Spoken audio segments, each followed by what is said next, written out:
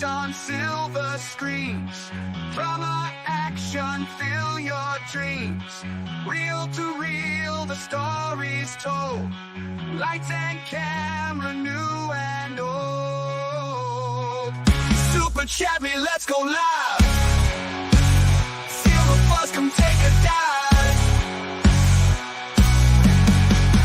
Super Chevy, don't delay. Join the fun, it's here today.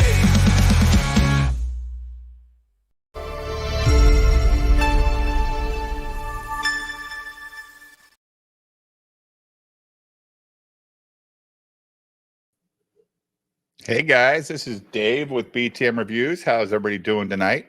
Hope you're doing as good as I am. Although I got a weird call today that was like, it ticked me off, but that's life. But anyway, it's Friday. Had a good show last night talking about conspiracy theories and stuff like that. Tonight we're going to talk about Justified and whatever else comes up. We'll see how long we go tonight. We might just do one episode, or we might end Justified and then start another stream after. Just depends on how many people are here. There's a bunch of people here. I don't think I'm going to stop a stream.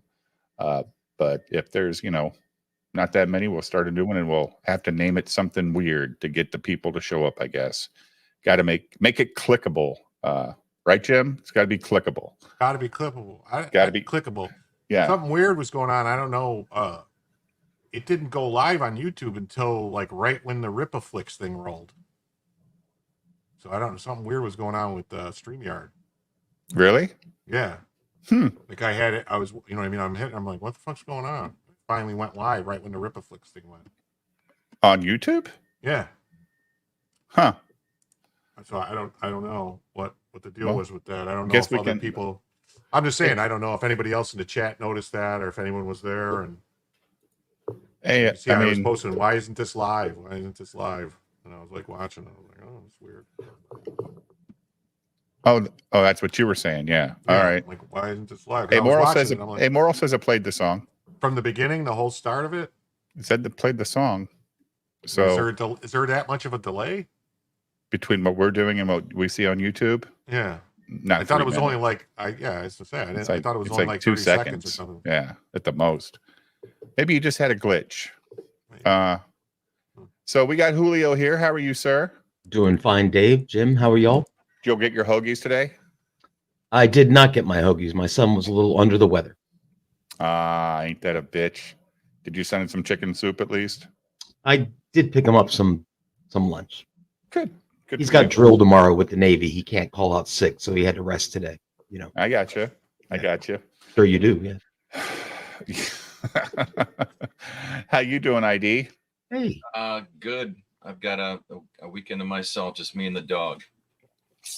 And a stogie and some bourbon. Yeah.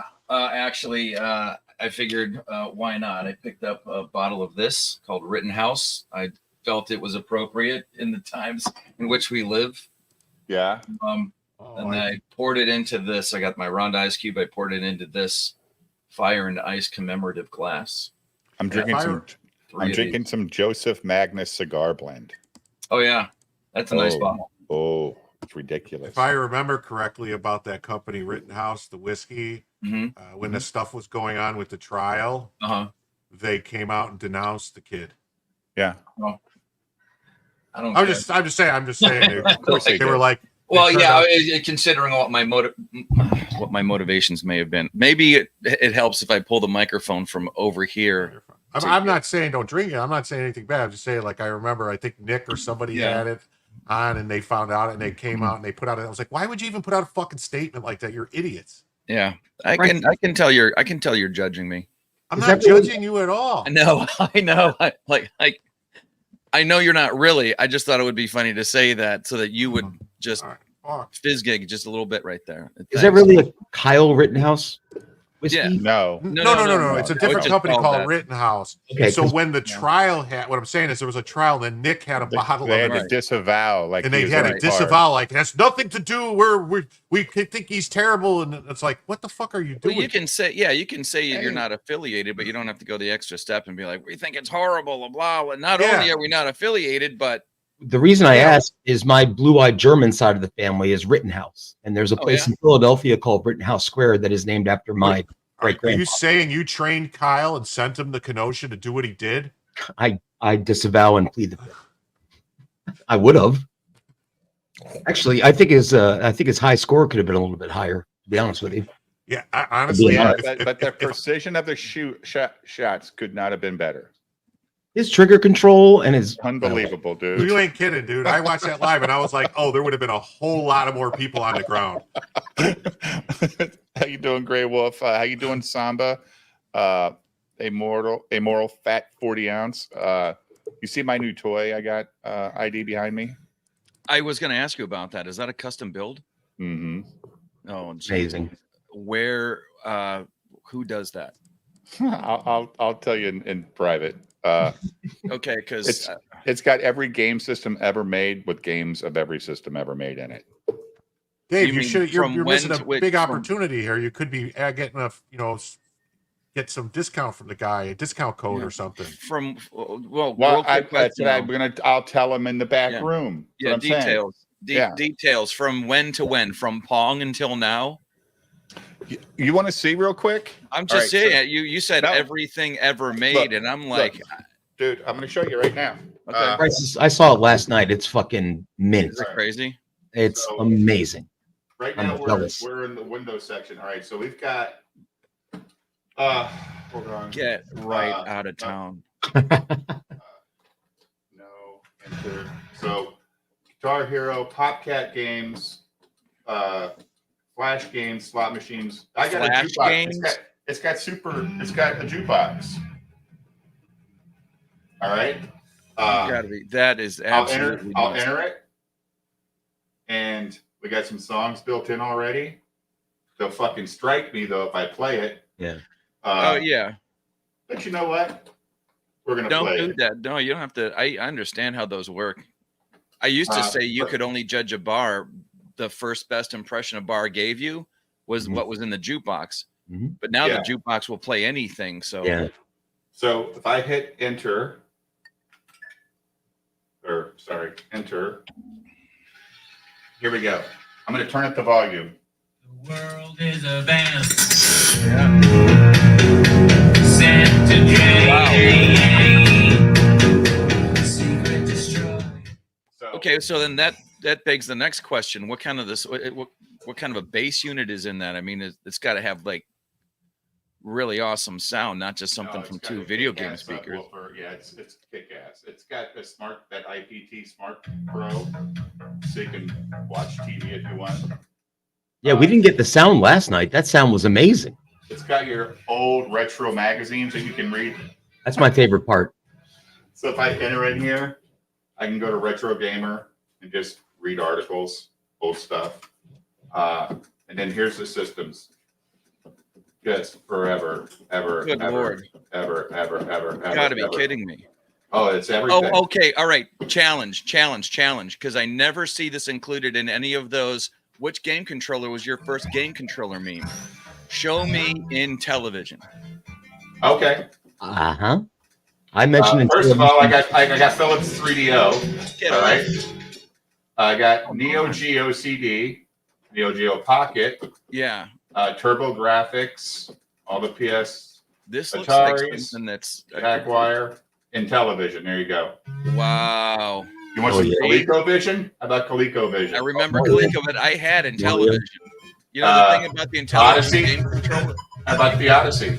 Yes, Yeah. dude. The Odyssey, the early ones, you had to put a transparency up on your TV screen. And then Commodore 64. Boy. Amiga. Yep. God, geez, you've got to be kidding me. Prices, have you ever seen anything like this? No, I haven't. And I think one of the reasons why you need to put it out in the private chat is because it seems like Apple II.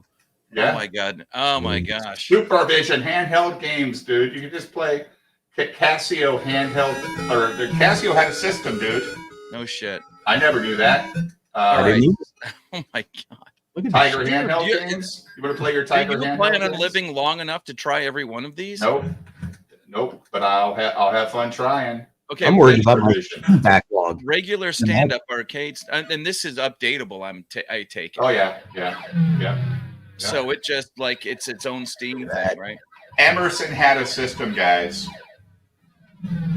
I never knew that. It reminds me of the Intellivision. You know, those controllers were terrible. You'd always end up with like water blisters on your thumbs. They were Yeah. awful. Disc But all they over. they Hey, had this- some killer this- sports. This is made by Intellivision. Sharp. This is a Sharp video game system. I don't even know what that is. Like 68,000. Nope. Probably Japan only. So okay, the ultimate find. You've got stand-up stuff right there. Coin op, like old style from Yeah. You got Dragon's Lair? We got. Okay, let me go in here. Dragon's Lair. I was going to say Namco's Assault because think it's I have Space not been able to find that anywhere. All right, so let's hit the arcade machine. Enter. All right, so we've got 1941, 42, 43, all these games. 3D bowling, arcade classics. What were you asking about, Jim? Dragon's Lair? Oh, I saw. Yeah. Yeah, I gotta find it. Let's see. Wow. I spent so much money on Dragon's Lair trying to get further in the game.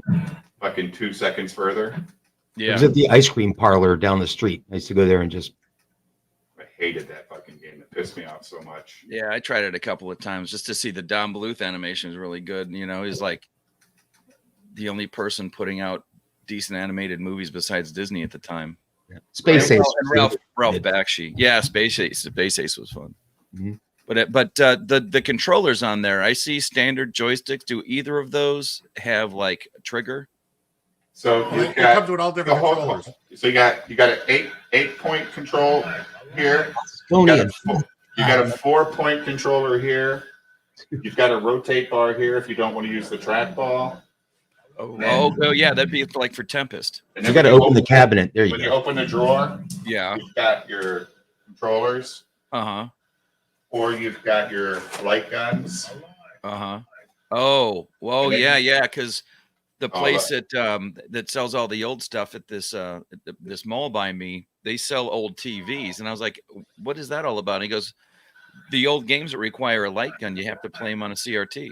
And that's your keyboard for when you want to enter the software and type stuff in and stuff like Okay. Yeah. that. So So for something like Battlezone or Assault, you would have, well, if you have a MAME on there, then you can get Namco's Assault, but the controllers were very specific, you know, two joysticks, 2 triggers, and they went each one of them left to right, right. forward, backward, so that you could spread them and contract them to get the tank to do. Did it come with a steering wheel or anything for any driving games? No, but you can buy one and plug it into USB. It does have USB ports for that. So Yeah, you play would think pinball. this might be searchable. Yeah, because I remember what was it? I think it was Good called Lord. Turbo on ColecoVision that you had like a whole set that you had to get. Yeah. And ColecoVision had this like super controller for Punch Out with like triggers on it and stuff that Mhm. you would hold in your hand. It was like I can't remember what it was called, like a super controller or something. Well, have you seen the like what is it? The digital combat simulator setups? Some of those, you know, like the big TV, the chair, the joystick, the foot pedals, Yeah. because It's like you're the- like literally cockpit controls. That's like the old flight sim controllers. You get Yeah, What- but when it's What was the It's, one that was like where you were like a battle mech where you had this whole giant board you needed to play like? Oh, that fucking gigantic. We had it. I had. it was, There you go. yeah, it was like a $300 controller if I remember Oh yeah, correctly. yeah, it was. It was impossible to use. I remember that. Wasn't that Armored Core or something? I think so. Can't remember the name of it, but Razor been Corp Armored would know. somebody in the chat knows. Trust me, they know. So we'll just go back to the BioShock theme. That's nuts. Yep. So, but then you decide on what skin goes on the like. No, the I arcade. just whatever game you put up. Oh, you get to choose whatever theme you want for the cabinet, and he custom does it. He said when he was building mine, a customer came in and said, "I want that one," just like that. And he goes, "Well, I got to call Dave and see if it's okay." Oh, I go- really? I said, "Of course it's okay." Because the side panels are super awesome. You can't even see the bottom. It's got the Big Daddy on the bottom, and it says, "You ever played BioShock?" I started to, and I You got know, into. you'll hear it. "Would you kindly?" a lot in Yeah. the game. Well, that's what I have on the bottom. "Would you kindly?" It's an amazing series of games. All of them are great. Oh yeah. Love the BioShock series. So, if I was to find an authentic Namco Assault stand-up, just the one game, it's my favorite game. It's like Samba, I'm $5,000. gonna actually do a video, a real video about the machine. Kind of go through it slower. I was trying not to waste Jim's time because he wants to get to Justified. Oh yeah, Uh, for sure. but yeah, the machine is freaking off. And man, when you play that jukebox, it's so loud. And the games. My wife told the guy, she goes, "Can I plug in headphones? Because if he's streaming, I want to be there playing the game, and I want to still hear the game." He goes, "Yeah, just plug it into the volume controller. There's a a 3mm port or whatever. Just plug it in there." Well, Dave, before we move on to Justified, promise me you'll invite me on the stream you do about that thing. I would love to do it. Should I do it as a stream or a video? Whatever you want. Oh, I'll do it as a stream. That way I can get the chat to say, "Hey, look up this game," because I won't even know you'll all be the there all games to night. look for. Right. That'd You be should fun though. You should reposition a camera to watch so you could play the games and like Well, I on the will. screen. You know I what will. I'm saying? Like, Yeah. all right. I'll I'm move the- surprised. I'm surprised it didn't come with one. What a camera. Got everything else. Yeah. You might actually be able to connect it to the computer and tie it into StreamYard or something, or like Yeah. I mean, if it's got one of USB the, ports. yeah, one of the what's it called, like the output, so that you would see the on the screen when you're playing and it would come on the screen. I love it. You know what I mean? ETM Without retro gaming. That'd be awesome. Yeah. Oh, yeah. man. Jeez. Oh, I mean, and there's your retro there's gaming on 2024. It's crazy because what Samba says, now that 4K OLED TVs with HDR are available, it's finally possible to emulate Vectrex to a standard good enough to mimic the console screen. kidding. Wow. Yeah, so that's right. that's a 4K Sony TV OLED or 4K OLED TV. So it's like a 50-inch, I think, or 55-inch. 55-inch. But that's on the it's on the internet, right? That's got to be hooked up. It's online, right? Did he say If I put a modem in it, I could hook it up. I don't. Yeah. I don't have anything hooked up now. Well, the only reason I was asking is because if you're gonna, I mean, that's every stream that you could ever want to do with a video game. Yep. Share that screen Oh yeah. and play and just play some retro game and I mean, just Oh yeah. I would. that's be every slightly idea worried. that you need for every other future. I got 10 minutes to kill. Right. I would be worried a little bit about burn-in though with the OLED. I thought those have a problem with the how they. Well, this screen's always moving now. Okay. Yeah. Well, no, you got like You right mean now where burning it in says- pixels? Yeah, burning in pixels. Like I haven't had any issues on mine. Okay. But It can't be that difficult to replace if you need to. Well, you'd have to replace the whole screen. Yeah. no biggie. But I'm not. I've had it a day. I don't Yeah. think No, that's no, a problem yet. And I turn it off at night. I do turn it off when I go to bed. So Don't forget to put that link in. oh, I will. I Yeah. will. 'Cause I gotta do some mouse clicking. All right, Jim. Do we have our daily report? Yeah. Let's do it. Last night was plasma bubbles. Over the pyramids. It explains that. Okay. Say the Chinese. Is that too noisy? Good Can morning, you hear the folks. We machine? have Should a I lot turn of it down? things to cover today. I don't Seismicity, hear it. storms, Okay. landslide risks, star bubbles, solar forcing of El Nino, and of human health. The sun has kicked it into a bit higher gear the last 36 hours, so we'll start with Yeah. Did I you just thought say so. star bubbles? I caught that too. Is it different today? Yesterday it was plasma bubbles. Now it's Is star he bubbles. going hibbity jibbity on us? I don't know. Go back 5 seconds or 8. 10 seconds. I want to hear that.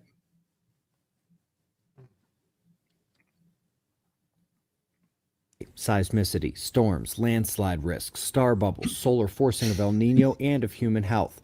The sun has kicked it into a bit higher gear the last 36 hours, so we'll start with the last 24 hours on our star. In the wake of the X-class flare we covered yesterday morning, the eruptive activity continued with several long-duration flares and a few CME events from the active regions on the south, one turning out of view to the right and one incoming from the left. While they were erupting, the solar wind amplified at Earth.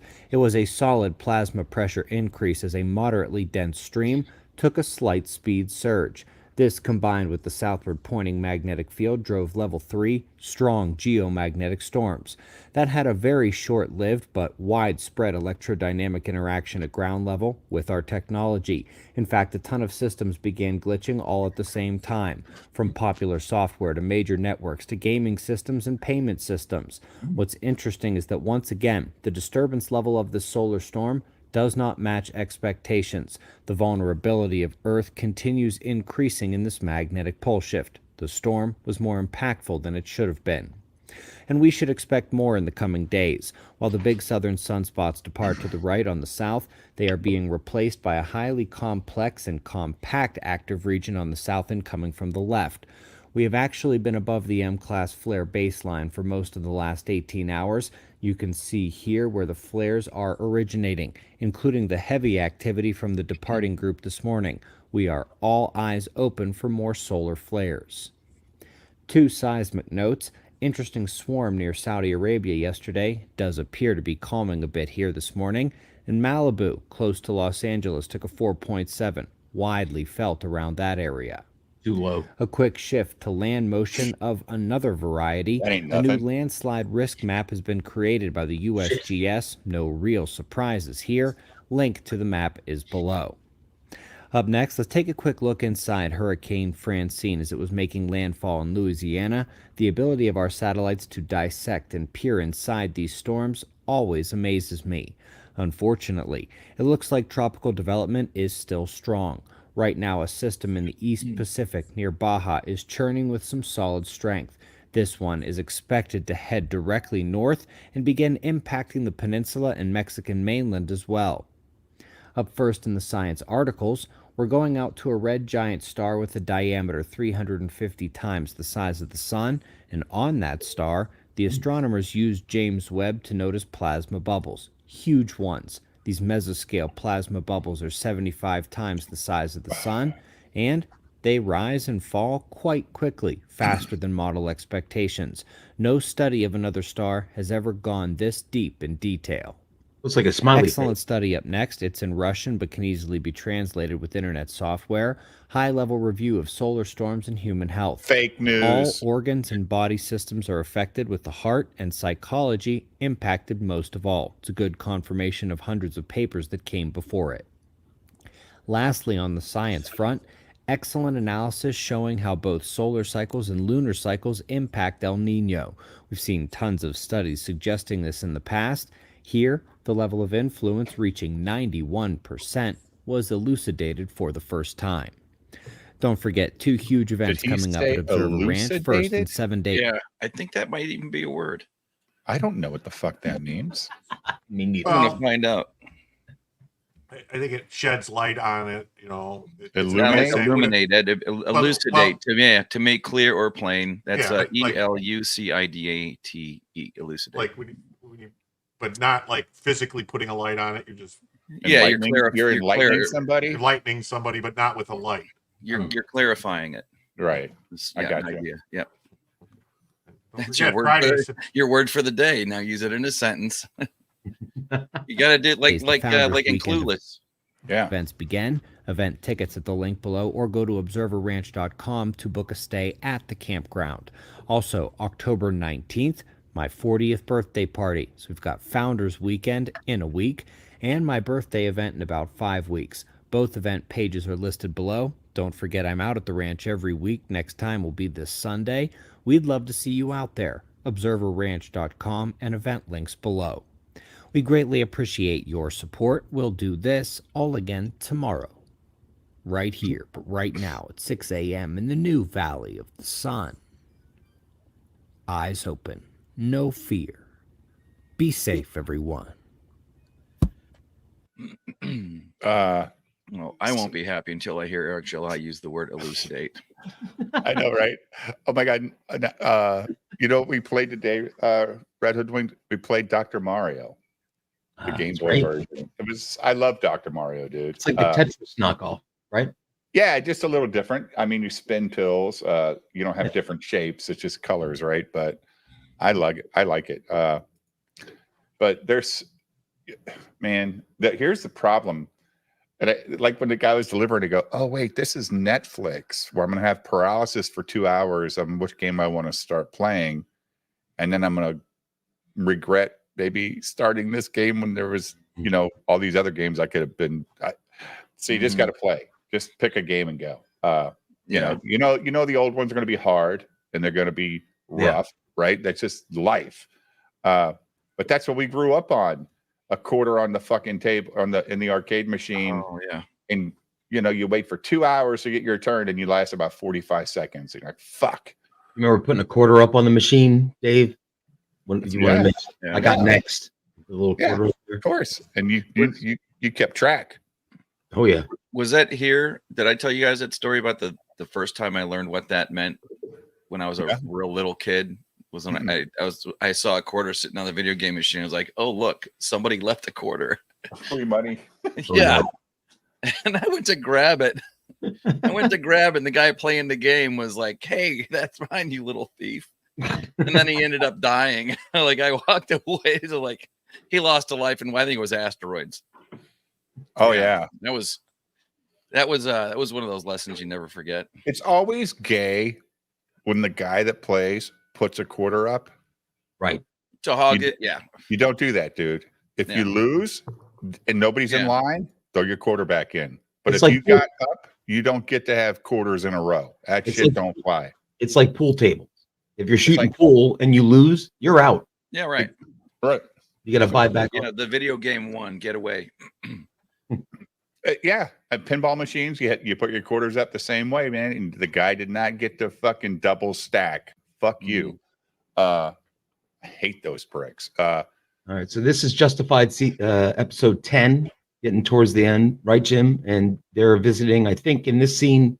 Well, this is the beginning of this. This is the beginning of the episode. This is when Boyd's out of jail now, and he started up his own church, and he's recruiting people. And this is a guy, I think his name, Billy Joe, I think his name is. Yeah. Like that, or Billy Bob, or Billy Joe. I think it's Joe.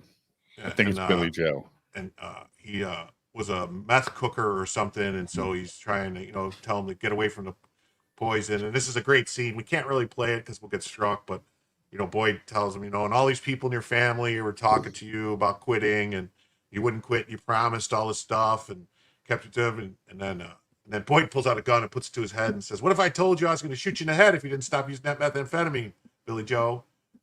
Would you stop? And he goes, no, it wouldn't work or something. And that's because the stick don't work. You got to use the carrot or something. So, yeah, see? Yeah, but his vocal inflection when he's saying that, when he's preaching to him, it's really dialed in. I wish we could play it, but What if I was to say to you, and you use methamphetamine again, I'll shoot you in the head? He's a genius. Walton Goggins. I'm telling you, man, he's come a long way since, what was it? The first thing I ever saw him in was The Bourne Identity. He was one of the agents in the room when they were going over the stuff. Small little part. That's the first thing I remember seeing him in. Big League 2. No, Major League 2. He was he was on the farm team. No, not Major League 2. I think it was 3. He was on the farm team. That was the one with Scott Bakula. So it's like the third round in, but he was good in that too. Even then, and he wasn't like a character like this. Yeah, I loved him in everything. He even made me appreciate his craft so much more when he played that trans person in the Sons of Anarchy. Yeah. That was because I don't want to see that ever. But you know what I mean? Like that's not for me. But watching him, play that part, and he did it so well, Right. Yeah, I get it. Yep. just nuts. And then so he's back at his church, and then Raylan shows up, and this is like Raylan was like on his ass the second they released him, dude. Like he's got it in his brain that I guess he doesn't feel like he didn't do enough to keep him in jail for blowing up that church. I think, but that wasn't even why he got arrested, was it? Yeah, I mean, nobody got hurt when he blew up the church, so. Oh yeah, yeah, he don't know comes if back later too. I think it's more of like the guy that he killed on the bridge, Jared Hale or whatever his name was. He shot him in the head. There's a whole scene about that here where Raylan basically, because there's a previously Boyd was a white supremacist, whatever, neo-Nazi, whatever, and now he's got a church with black people in it, and all these other people, and so Raylan has to make sure he lets them all know that he blew up a black church and shot the guy in the head. Let's not let his brains on that dashboard dampen our appetites and all this stuff. It's great. The people, you can see the guys looking like, oh, it's kind of like if you remember that South Park episode where the people that annoy you and the guy looks from behind the camera. That's how a couple of those guys look at Boyd when he says that about like what? What do you mean you can't see the guests? You got the thing over the prettiest. You're covering up the prettiest face in the group. Okay, I'm like, I mean, it's okay. I was just finished reading that. It's just how long it took. I was, just appreciating the chat. No, sorry, Tim. No, go ahead.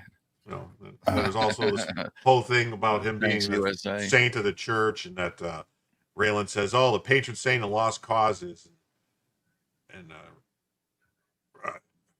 then he says, "Boyd says something like, I think Saint Jude or something." He goes, "Is that the one with the dogs?" Or the one with the birds or something. He's like, yeah, the one with the birds. Yeah, he clowns on the whole concept of religion, and especially one that Boyd would be in charge of. Yeah. Yeah, he's seen the light. Yeah. Right. It is, I mean, it looks like they're having a good time. Roughing it. Oh yeah, that's because Raylan's still beat up, so he goes, I hope there's a story to go with that face. Yeah, why was he? He got beat up at the bar. Yeah. Oh, that when he lost his hat. Yeah. Yeah. Man, that was season 1. I thought that was a later season. No, season 1. Huh. Yeah, and I guess Boyd had contacted Raylan and told him to come out there. That's Raylan's like, yeah, I got your message, your intent, not so much like what he wanted with him. Like Raylan doesn't trust Boyd. He thinks he's still up to no good. And Raylan doesn't trust anybody. I don't think. Maybe he'll like Art and the other marshals and stuff, but outside that building, he's kind of skeptical. He wants to trust his ex-wife, I would say. But other than that, I agree. So there's a whole conversation with them talking about, he went to see Devil and Dewey to try to get him to testify against him, but they wouldn't. And he said Dewey's going to be getting out soon, and he had to, whatever. He's going to come join his Boy Scout camp or whatever.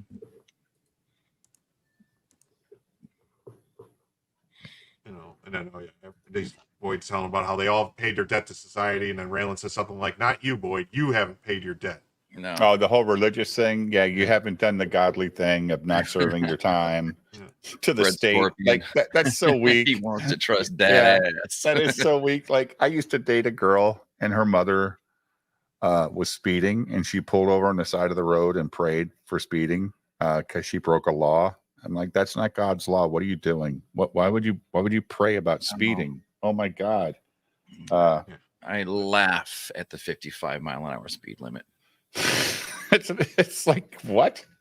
That's a number? It's the dumbest thing. Seriously, if you got pulled up in front of a judge for speeding in a 55, you're like, that's a law from the 70s to conserve fuel in cars that had no computer controlled emission systems, anti-lock brakes, and every other crumple zone and safety feature available. And self-braking cars, all that stuff. Yeah. I mean, are we he wants to trust that ass as Red Scorpion. I kind of like the ex-wife though.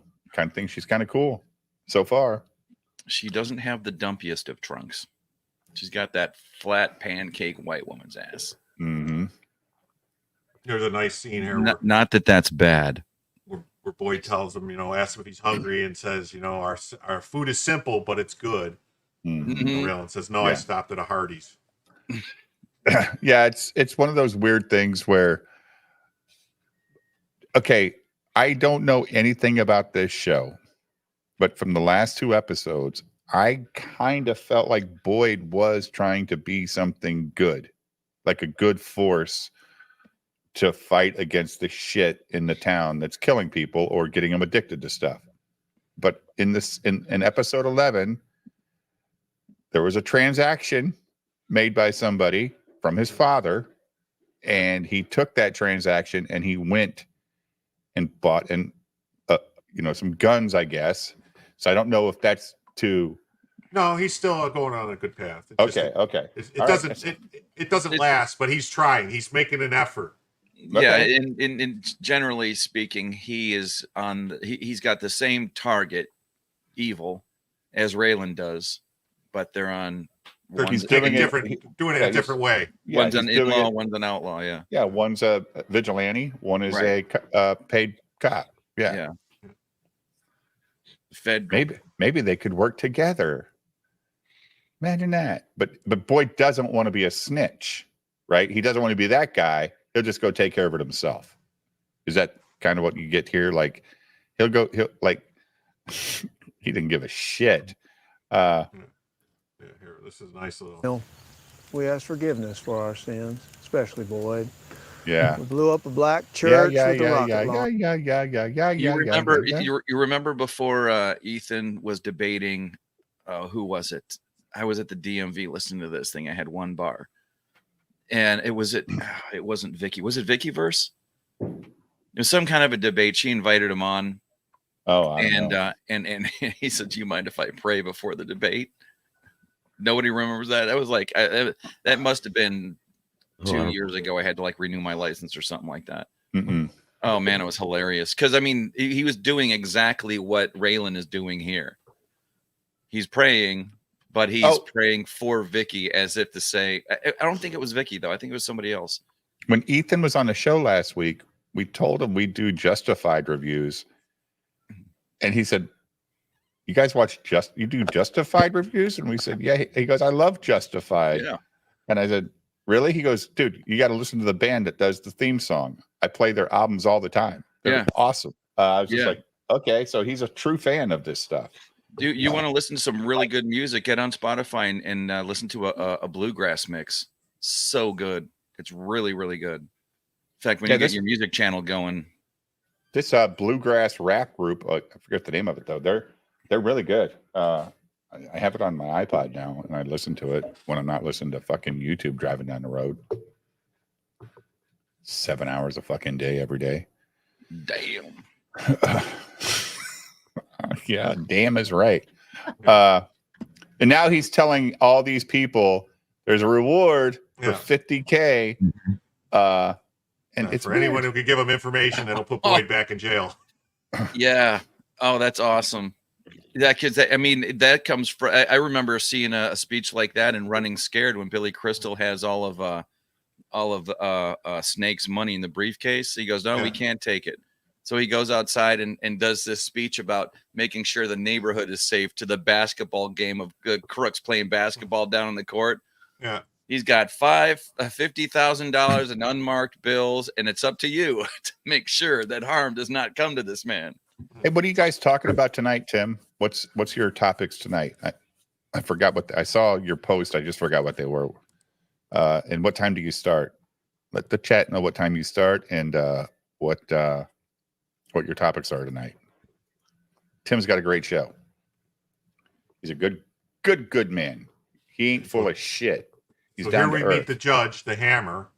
Yes, who is one of the best character actors ever in Hollywood. He so plays good. he plays any role well all the time. He's not always the same guy. He's really good. I like him a lot. And this woman is saving his life because he was bit by a rattlesnake or copperhead or something. You know what? That's 2 funny. inches That's, from that's home funny you plate. should say that because it's Stephen Root. That's it's right. some Stephen Root's foreshadowing. his name. Yeah, Stephen Root. That's Milton. Yeah, that's Milton. Yeah. He was also the guy married to the Asian chick in Dodgeball. Yeah, man, he's got range. I don't know, a character actor. He's that dude's a chameleon. He was also in Barry. He played Barry's boss or whatever. The Barry. Gangsta Grass is the name of the band, by the way, Dave. Yeah, I saw it. And then Somebody else put it in. Yeah, I was looking at it on Spotify. Red Scorpion got it. This is just funny because the paramedics go, "You could stop sucking now, ma'am." Yeah, like this show does get kind of crude sometimes, dude. Like the next episode, the running gag there at the end, Julio, was kind of like, "This is why he kicked you out of the fucking." Yeah, and it's like, okay, and they really made a big. Oh yeah, with Dewey, yeah. They kept it rolling for a long time. Relax, Your Honor. We'll get you squared away. You can stop sucking now, ma'am. and then Raylan comes to the office because the chief called him in, and says, how can a man go on a week's R&R and end up coming back look like he's been hit by an F-150? And he said, fishing. And he said, did you take your gun fishing? Yeah, because the last time he was gone, he was in a gunfight, right? Or he was around a shooting. I wasn't in a shooting. Yeah, I was just near one. Oh, he was great in News Radio. Another underrated show from that era. It's a great show. Mm-hmm. Yeah, Dave Foley was good in that too, even though he's a. Oh shit, that's right. He was in Oh Brother, Where Art Thou? I like that movie a lot, man. The one with George Clooney and he was the DJ. Yeah, it was so good. The blind DJ. Oh no, this is actually the episode where he says that to him about being near the shootout because he's like, "Did you take your gun with you, your badge?" And he said, "Do you think the LPD wasn't going to tell me about that little shootout you got into?" And he goes, "I didn't get into a shootout. I was just near one." Yeah, I thought it was this episode. Yeah. I feel like they carried forward his wounds across the episodes. It's like little touches like that. That was perfect. Mm-hmm. Yeah, it was perfect. Yeah, unlike some shows go from scene to scene and can't remember the guy got in a fight in the last scene. That's what disappointed me about the end of Reacher season 1. Oh, so he was the radio station owner, Jim, and ID yeah, I'm gonna have to look it up. News Radio, that was Joe Rogan was in that. Yeah, I'm talking about Oh Brother. He was the owner. Yeah. He's the guy that could get the records played. He was the blind owner of the station. But little tower in the middle of nowhere, right. These guys are playing a little redneck roulette. Yeah, right. Bullets. And these guys, they could they make this trailer look any shittier? Could they make it look any shittier? Like even Breaking Bad didn't have trailers. It was a moving bus at least, right? I appreciate check out the guy. Check out the guy on the right. Mm-hmm. Okay. They didn't have to do that to his pants. At the bottom. I know. This guy has been. Stuff. This guy's just been. Just one look at that, you're like, he was just walking through some swamp or something. Yeah. You know what I mean? That wasn't, unless they were just trying to, tone the color down for some, composition of the shot or something. But he must have dirty feet, and if he takes off his shoes, Jim will point it out. Do you think it's possible that's just a shadow? I don't know. It looks like they're wet. Like he's it driving. looks like they're wet, but if it might be a shadow. If it's a shadow, it's bad lighting because the other guy doesn't have the same shadow. Right. I'm just saying, I don't know if it is or isn't. Just I think it's wet. I think it's supposed to be wet, but they don't ever tell you why it's wet. What are you doing out here, Boyd? Yeah. I want you to stop cooking up that poison. And then, hold on there, masked man. I think Red Scorpion really likes Oh Brother, Where Art Thou? It's so good though. He paid them for Man of Constant Sorrow to play it on the radio because folks like the old timey songs. Lol, that soundtrack is fantastic, by the way. It's a cross section of Americana. I agree. One of my favorite Clooney movies ever is that movie. You ever seen it, Julio? No, I've not. Take Which 2 hours movie? out of your day and check it out, dude. Oh, brother, where art thou? The Oh, only yeah, reason I yeah, didn't yeah. watch it is I don't like bluegrass music, and I matched up bluegrass music to that movie, so I never You bothered. listen to the theme song from this show. Well, I mean, I It's usually like any bluegrass. you just killed your argument, dude. This is bluegrass. no, I It's said I gangster usually bluegrass. skip it. Oh, you skipped the intro? Yeah, not because I think it's bad, just because I've heard it a million times because I've Yeah. watched the entire season. Well, yeah, Yeah. that's fine. Yeah. That's like on Netflix when you skip the fucking intro after the 8th episode. You're like, Jesus Christ. And at least they give you even the like option. Serenity's got really good opening music, and I do the same thing after a while. Like, all right, I just need to know what happened. Sopranos is the only show I never skip the intro. Really? Never. Wow. Nice. Getting to know. I guess I should really go back and watch Sopranos again. I did. I've never seen the whole thing.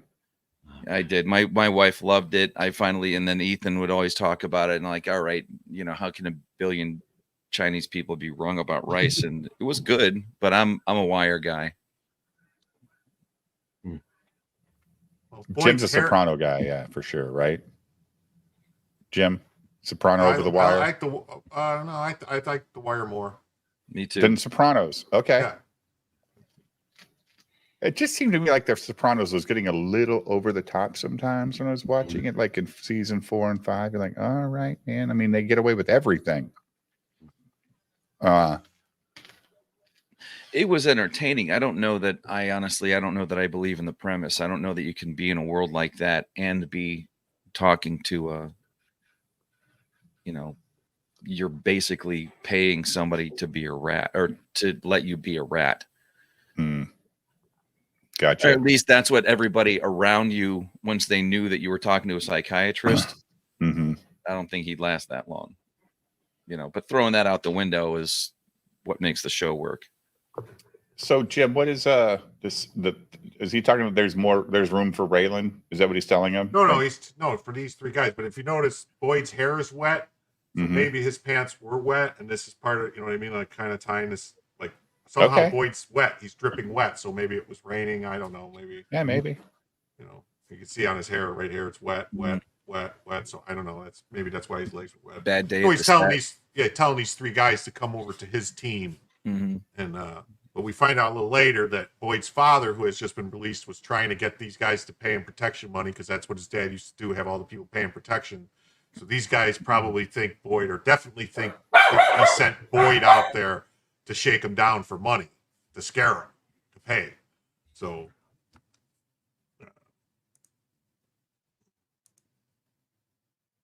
and he tells the guy, "Be careful what you're doing, because those things have a tendency to just blow up." Mhm. That's kind of a threat. Yeah, the old veiled. Kind of, sort of, kind of. Yeah. I mean, they know what Boyd's all about. He likes blowing shit up. Mhm. We've already Mhm. determined that. Yeah. He likes to get money and blow shit the up. demolition man. So then here's Raylan meeting with the judge, who's been assigned to protect, and the judge is all happy to see him. Basically, you're the gunslinger I've heard about. You got yourself in a whole mess of shit with David Vasquez, and you can see you even got the war wounds and everything to prove you're not afraid to mix it up. And He loves Raylan. He's like, dude, you're my guy. I want to be you. I want to shoot guns and kill people.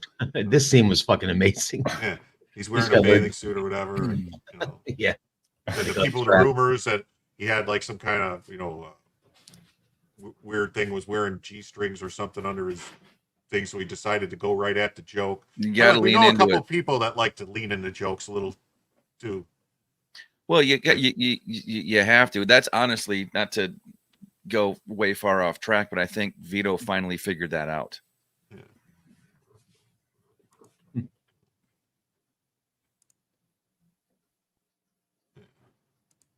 Okay. He has a nut. His face is crazy. Yeah. So there's this, and Yep. so then they're following him, and then the car goes off the road, and somebody reworked the exhaust to have it pump into the car to try and kill him, and then Raylan's like, "Yeah, that's about as accidental as a snake in the bed," and so, and then we didn't see it. There's actually Raylan seen this guy, in the crowd, acting weird, kind of make it known that he sees him, and what's this guy doing here? Is this before or after they go to the bar? This is before the bar. Okay. So that's where Raylan recognized him, and says, "I seen you," and then in the bar. Yeah, the judge is like a hanging judge, and he's put so many people in jail that people are after him. Yeah, and his reason for doing that, I like the way he lays that out. The thing about every single one of these episodes is when I try to remember them, I get all the different subplots out of place because there's so many good different little stories happening that they could be their own main plot. Yeah, I think the guy's name was Kit McKenzie or Kit McClurry or something like that. That he went easy on, and then it turns out the guy ended up killing a girl and a state trooper or something. So the judge said, "That's it. Never again. I'm not going to let my emotions. I'm just going to hammer down and give him the maximum sentence." But you're right, Christ. It's like, even though this is like a one-off character, and they give him a good little story to explain. Well, he's in. Who you're talking about? The bad guy or him? I'm talking about like his backstory. Oh, the judge is in it quite a bit, actually. I guess what I mean is in future episodes he is. There's the Boyd thread, and then there's this thing that you're supposed to pay attention to, and this part of the show, this I don't know if you want to call it a subplot or whatever, but this adjacent plot could be put in any one of the other shows. Sometimes I'll remember them out of order. Yeah, and then if you like the not last episode, but the episode before last had Dan from Deadwood in it. Mm-hmm. And now this is Johnny from Deadwood, the other guy that was Al Swearingen's bar. He's the bad guy. So I was trying not to spoil. Well, no, you're saying, but I'm saying like the judge is in a lot of future episodes. The whole one with the mine thing, where with the coal miner scene, where the trying to blow up the courthouse or whatever, and then when Dewey Crow gets let out of jail. Why are you telling me this? Yeah, I've never seen the show, guys. That's why I said one episode. All he's saying is that you'll see back for more. The judge is going to be in quite a few episodes moving forward. Yeah, but not as majorly as this. He's peppered in as he's peppered in little scenes. Yeah, he would be in this part of the story. Yeah, but pretty much any time a judge is involved, it's this judge going forward in the show. Small county, I get it. Yeah, right.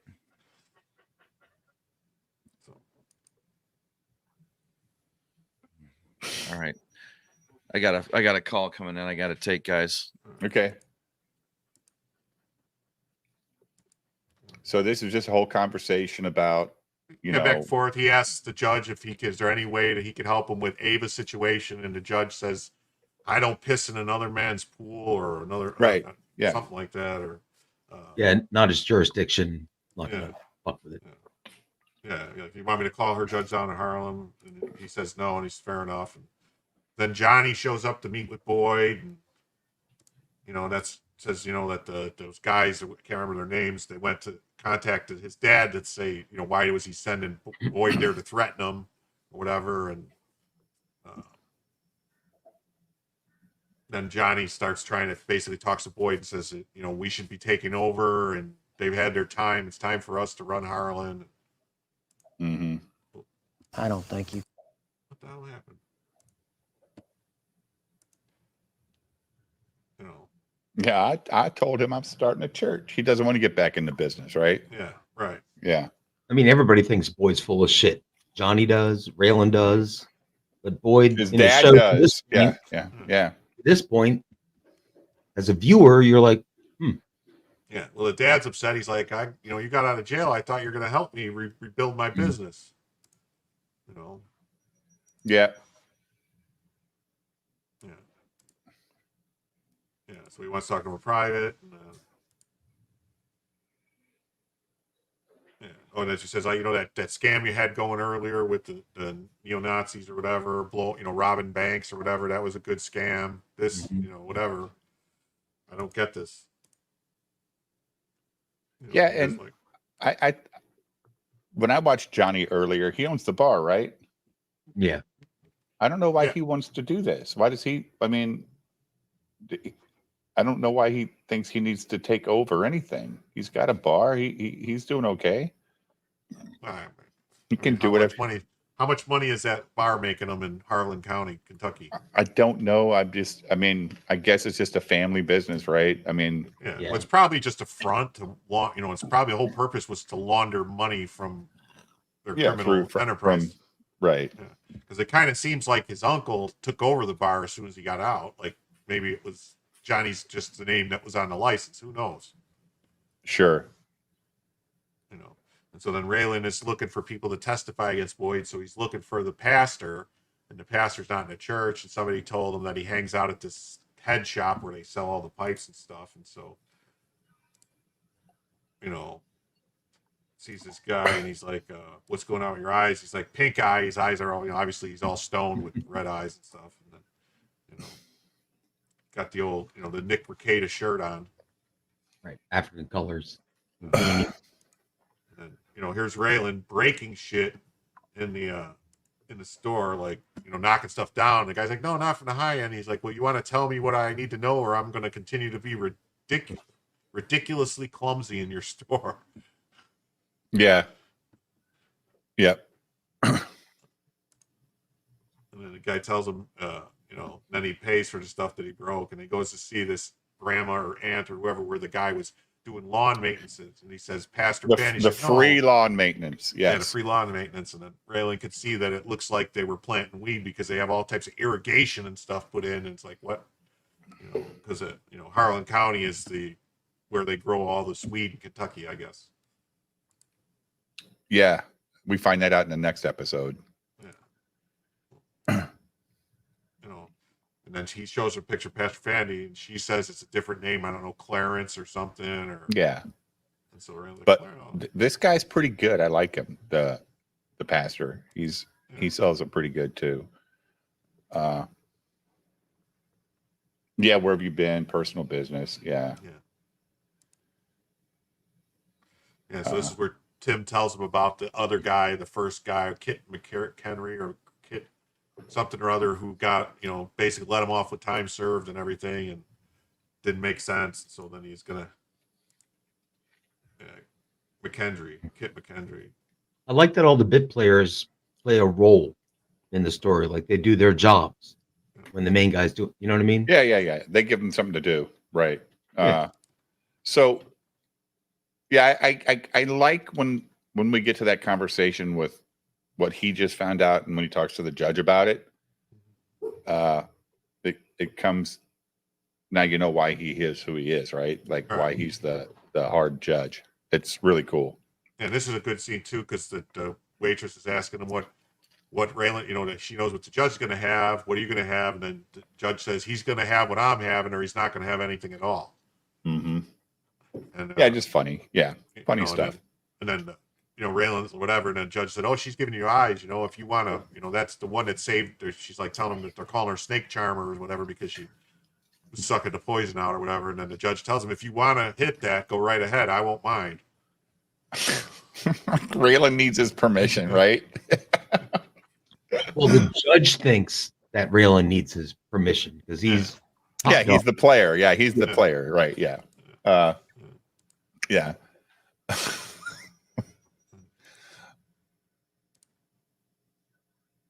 The judge tells him the story. Everything said he was evil, but he saw like cigarette burns and everything, that he was abused and stuff. So he, knocked him cream puff 18 months, time served, let him go, and then he killed someone, and then he said he'd never do it again. Yeah, and then the judge says, "What about the Boyd Crowder thing? You messed it because you let him out." And he's like, "Well, I was told to stay away from him." And he's like, and then the judge's like, "But you're not gonna, are you?" Right. Yeah. He's like, "You're not gonna go there, are you? You're gonna actually do your job, right?" So then he comes in here looking for people in the bar, and he sees this guy, and basically like, yeah, take a walk, Tinkerbell. It ain't like that. Take him, head you down, and then he gets like, "Oh, I don't like that Uncle Johnny or whatever, Uncle Tom, whatever his name is. I don't like this game." Mm-hmm. Yeah. George Jefferson. Yeah. Oh, you're a homo pretending to be a cop. Yeah. He said, "I got to catch a bus, whatever." Tells him, "You count to 100 and don't come out until whatever." But he was the guy, right? He is the guy, and then Raylan finds him and sees that he just got out 6 months ago, and that he used to work in animal control, so he would have been able to, work around snakes and everything like that. Yep. And then here he is with his son or whatever. The son's a real jerk and doesn't want to He's play an basketball. asshole, man. I Asshole hated kid. this kid. Yeah. Well, the wife ain't that friendly either. Like, No, she's a bitch. yeah. Her life is ruined because of this man, right? Yeah. Ugh. Yeah. Just such a. I hated that scene because I hate seeing people act like that, Julio. Mhm.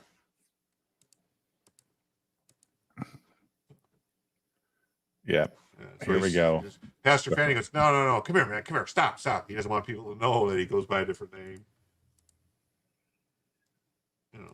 Yeah, he said, "You're the guy that saw Peter Tosh." Yeah. He's Right. like, yeah. Remember How'd he get saying- out of jail so soon? Well, there was a problem with the case. You want to make me testify? Make me. He's like, oh, you can't. What are you gonna do? Put a gun in my head? Then he's got to leave and goes and sees the girl. I thought that he said, "I want to testify, just nobody ever asked me to." No. He said, you want to you want me to testify? Make me. Looks like April Imholt Yeah. a little bit. A little bit. What are you gonna do? Put a gun in my head? I know. Is that I the- just, I thought in this conversation, he was like, "I wanted to testify," or he goes, "I don't have a No. problem testifying. They No, just he was never like- asked me to." No, he says he's not going to refuse to. Well, he claims that I think he didn't see anybody.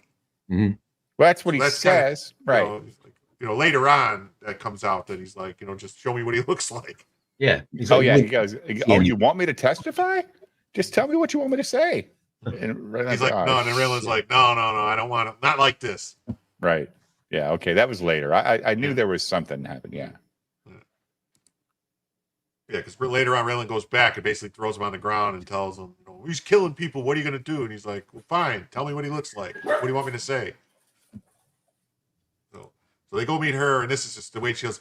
Did what's his name? Something about they tell you where he's going or what he's doing, and the way she says it's just like so like, ugh.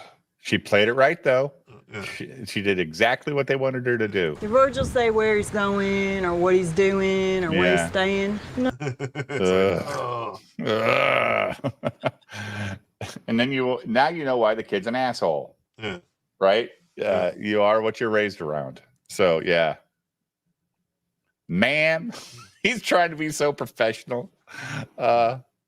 She's like, no, but there was something that was delivered not for him, but for in care of, or something like that, and it's like it's life insurance policy that he took out, to and like, yeah, I get you. but on his behalf. And then he tells the judge about it. What's the sob story? The judge doesn't even remember it. It's like if he met him, maybe he would care, but as a judge, not his job. So and then cut to this. This is the trailer with the guys, the meth cookers. That the one guy in the mask and the other guy that was talking shit. Yep. So the power goes out, and they go, "Oh man, you didn't even fill that generator up." He said, "No, I thought you did, or something, or they did." And so then they go out, and then all of a sudden there's a bunch of people out there with guns, and Boyd throws in a Molotov cocktail to blow the place up, and it turns out there was a We guy don't know in there. yet. We don't know yet. No, We right don't here know the this guy yet. tells him. Right here, the guy tells him there was a guy in there sleeping. So Boyd knows he killed someone. I thought it was later. See, that's the look on Boyd's face Oh. when the guy told him that there was some. Boyd realized he killed somebody. Okay. You bastard. Gil's in the back. Yeah, Gil was in the back. So. And so then they cut back to the bar with Raylan And the judge. and the judge. The judge wants to go in the bathroom. Raylan tells him, "No, I got to go in. You wait. I got to go check it out." So Raylan goes in. There's a guy taking a shit. He turns around and the judge is gone. And then the bartender tells him, go out. They went outside. So Raylan goes outside, and the snake charmer is charming the snake again outside. and the guy's got him at gunpoint. And oh, the guy, the snake or the animal control guy. Yeah. control guy. And so, yeah, and he's all upset. The only thing I wanted was time, and he's going to get it now. And I think Raylan says something about letting the girl go, and he says something like, "No, I think she know who the man is whose dick she's sucking," or something like that. Oh yeah, yeah. And then the judge pops him, and then Raylan holds him, and then the guy says his piece, and the judge's like, "Do we got to listen to this?" And then Raylan says something like, "Well, you put a bullet in him. The least we could do is listen to him." Right.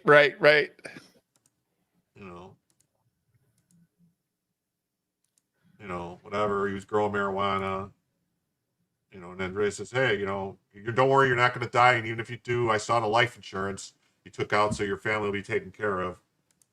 And the guy said, "Why didn't you just shoot? Why didn't you just shoot me or something? That's not what you guys do." And he goes, "Yeah, never lightly." And then later on, the judge says something about it too, and he goes, "Your Honor, if I thought I had to shoot him, I would have shot him." Right. Yeah. The guy's just pathetic right now. He feels like there's nowhere for him to go, Julio. Like, yeah. Just 1 second. Two guys on the phone at the same time, Julio. Might be a conference call of some sort.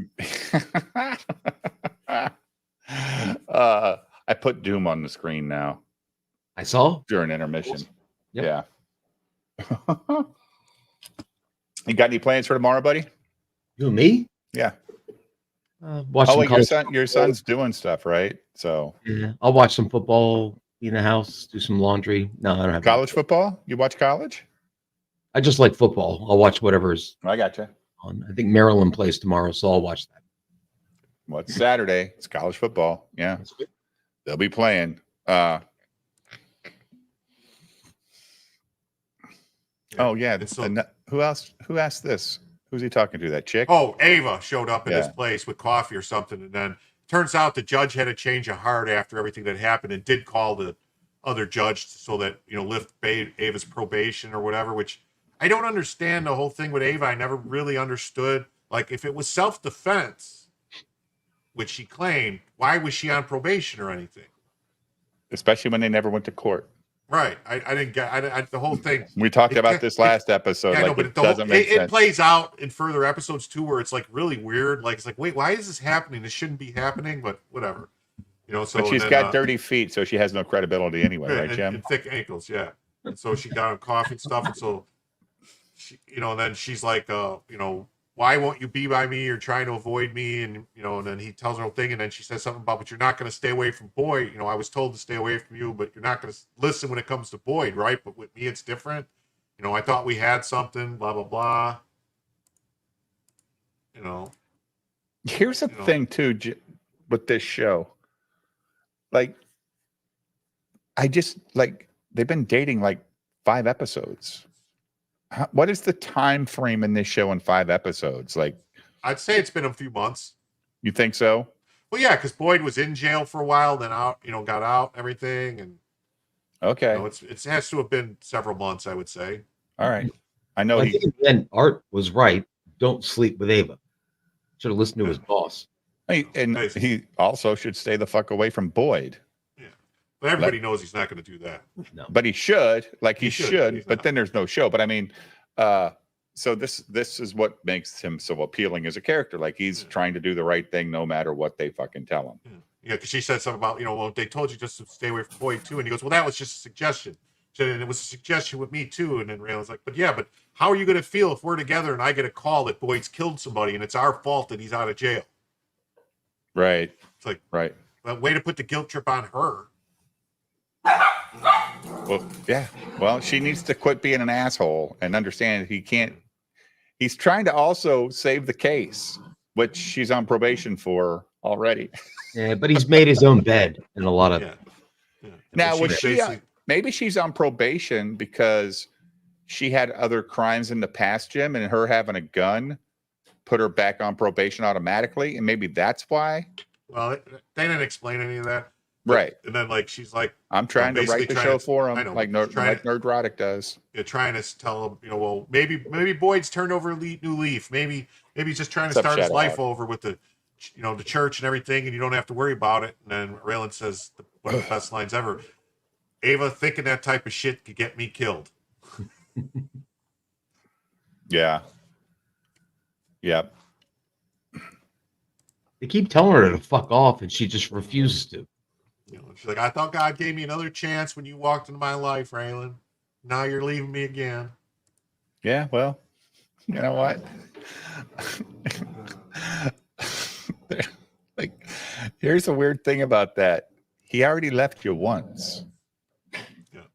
Like, he did. He left you once. It ain't hard to do it a second time. So he's back at the office, and this is where he finds out that somebody got killed. That there was a CI that reported that Boyd came and threatened to blow the meth lab up, and that night it got blown up. Yeah, that got blown up. And meth labs do have a habit of blowing up, but we have to kind of. The CI was the guy with the mask at the beginning. No, right? the CI guy was the other guy, the guy that was sitting next to him, the guy, not the guy with the mask. Those two people that like it was the other guy that was just kind of hanging out there. So,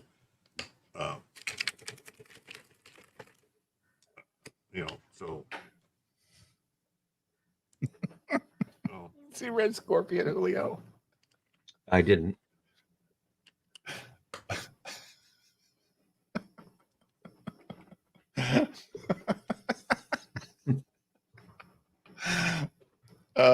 Yeah, of course. I mean, Jesus Christ, he left you once, honey. He left you. It ain't hard for him to leave you again. Now, what is hard, and I'm noticing this in this next episode coming up, and we'll talk about it later, but I mean, he didn't want to have to give up something else. So now they're having a good time, right? Well, he tells him, he went to see Boyd and everything about the church stuff, and he said, even though your good friend David Vasquez told you not to. Yep. And he tells him about, I offered told him about the $50,000 reward. He said it's a good move, it hasn't worked, and found Fandy, and then Art says, well, what are you going to do? And he goes, I don't know. And he goes, well, I guess maybe we should just quit. Yep. And basically, like, you got to do something. And he goes, well, I'll try again. He goes, all right. And he said he's going to get a hold of the state police, and he'll smooth it over with Vasquez. Yeah. So this is where he sees Fanny again, and says, you've been talking to all your customers, and I think you got to have a couple £100 drying out somewhere, and how about I get warrants for every address associated to you, and we'll go find it. And that's, and then he throws him down on the ground. He said, he's been murdered, at least 2 people that I know of, and whatever. And then Fanny tells him, all right. And he's like, well, no, show me what he looks like, because you didn't see him. No, what do you think? No, he was 100 yards away in the dark. I didn't see him. Yeah. He goes, well, you were really nervous in the jail. And he goes, I'm a pot smeller in a police station. What the fuck, you think I'm not going to be nervous? Yeah, it was good. And he said, well, what are you going to do? Yeah, overall, this is a 9.5 out of 10 for me episode, Julio. There was nothing that bothered me except for the little kid. He was annoying, but that was for 30 seconds at the most. I think the judge was the best part of the episode. He was so good. Yeah, and also Boyd. Like, I'm getting to know what Boyd is all about now. I mean, that episode 10 was like, oh shit. He almost comes off a little psychotic. Yeah. Right? He comes and I guess he's not a happy religious man. He's you better follow me as a devout follower, dude. Like in anger. Yeah, and then in this episode that just carries over. So this is called Veterans, right? Right. Season 1, episode 11, Veterans. Yeah. And so this is the beginning. They're basically starts off with a raid on Boyd's camp. With the state police. With the state police, yeah. Because Art said, I'm going to contact the state police. And they got marshals and state police after his ass. Right, because they have some parolee that absconded from his last known address or something that's out there. So they use that as an excuse to come in heavy. And, basically grab everybody and bring them in for questioning. Turn that camp upside down. Yeah. And it turns out there's a tent here with a bunch of noise being made. And Randall goes, "Oh, I recognize that voice. Hold on, let me I know see that who's in guy. there." Yeah, I know that guy. I know that voice. And it's our friend Dewey Crow. Oh, look, it's our Dewey Crow. Look at Oliphant's goofy face. Yeah. He's such a goofball face all the time. It's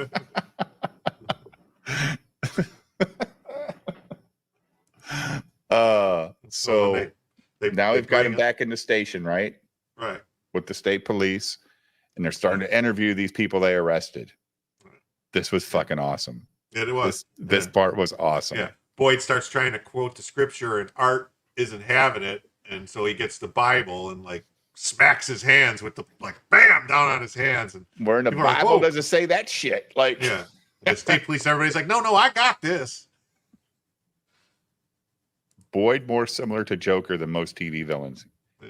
Kind of is, yeah. These guys all got their line down too. They strike at the shepherd, so they might scatter the sheep or the flock or something. And Dewey fucks it all up and says, they'll strike at the shepherd, but they'll never strike all the sheep out or something. Dude, that's what I'm saying. Words to that effect. Oh, and everybody said the same thing, and it was like, except for Dewey, he fucked it up. Well, he fucked it up, but I'm saying Boyd's already got these guys programmed. Yeah. Yeah, they're all programmed. Out. Poor Dewey. Poor Dewey. He can't win for losing. Do you like Dewey? I do. He's a good character. Yeah. He seems all right. Yeah. When his cousins show up, it's very interesting. Elemental MJ. Like an hour ago, I'm over here watching last night's show while this was live. God bless you, man. Last night's show was good. It was fun. We had some good conspiracy theory stuff. Julio believed it all. Yep. That fucking guy hates America. Who we're watching those videos of. Yeah, these guys all have the same answer, Julio. That was classic. Like Boyd's got him programmed. Mm-hmm. About the sheep and shit. Yeah. That the sheep may scatter. Yeah. Sheep, we won't never get struck out. And he fucked it up. Scattered. Or scattered. Yeah. Or words to that effect.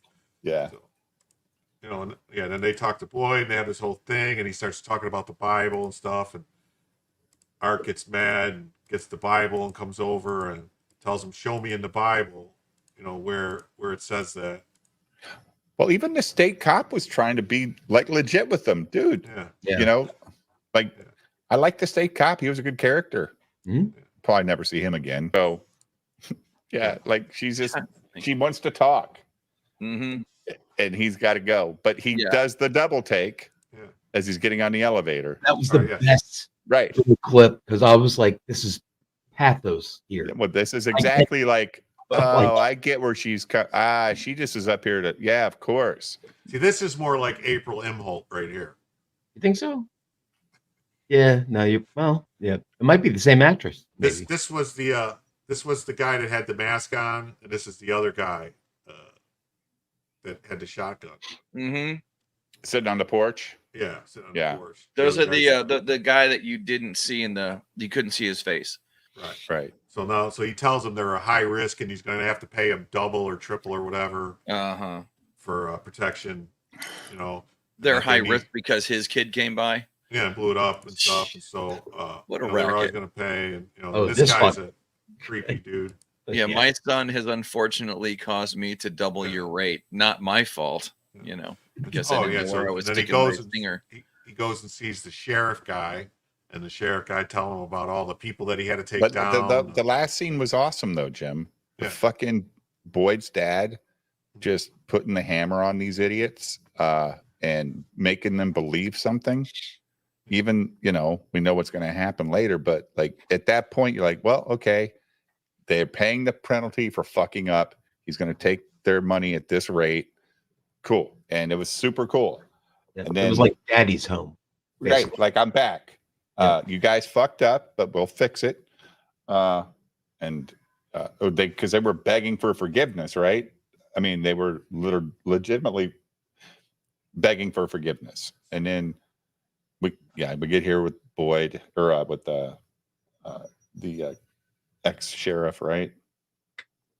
The locked up sheriff. This is a great scene too, because Raylan sees, oh my God, what's wrong? And then he said, oh, you're not happy or something. He goes, well, I think I'll give it a couple more months. Maybe this is the wrong. Is this where he says something about taking a bedsheet exit? I think so. A bedsheet exit? Hanging himself. The Epstein exit. I don't remember him saying all that. right, maybe that's a different scene. Yeah, I don't remember this at all. But and then he's asking him about the business stuff, and he starts telling about all the people he had to run. Some Chris Lytle, who was some kid with the baton and went in the Marines and came back and was growing pot from the West Virginia all the way to Tennessee. To the Virginia border. Yeah, the Virginia border. From Kentucky to Virginia border. He goes, what am I going to do with that guy? He goes, I came. Yeah.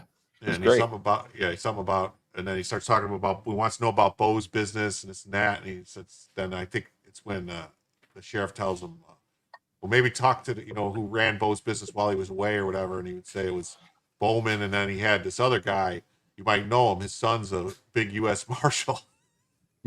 Well, he said his name. Yeah. Raylan or Arlo Givens. Yeah. He didn't go with the U.S. Marshal. He just said his name.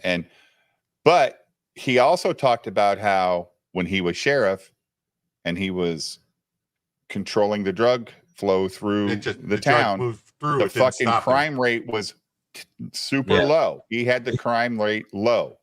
And now it's not going to be that way anymore. It's the same concept as clear and present danger. Give me all the drug trade, I'll keep your numbers low, and I get everything.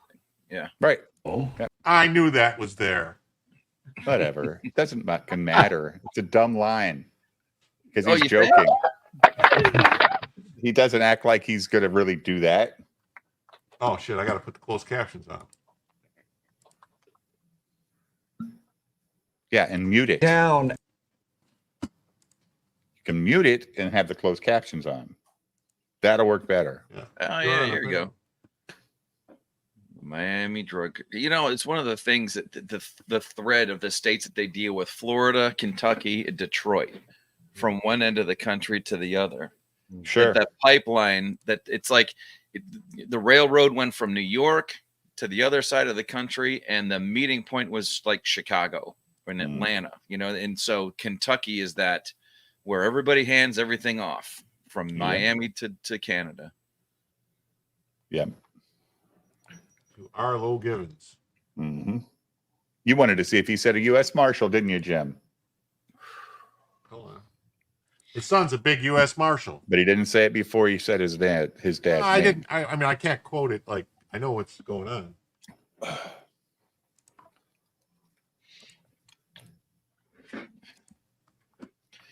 He understands the big picture, but you're killing him on the details, Dave. Is that it?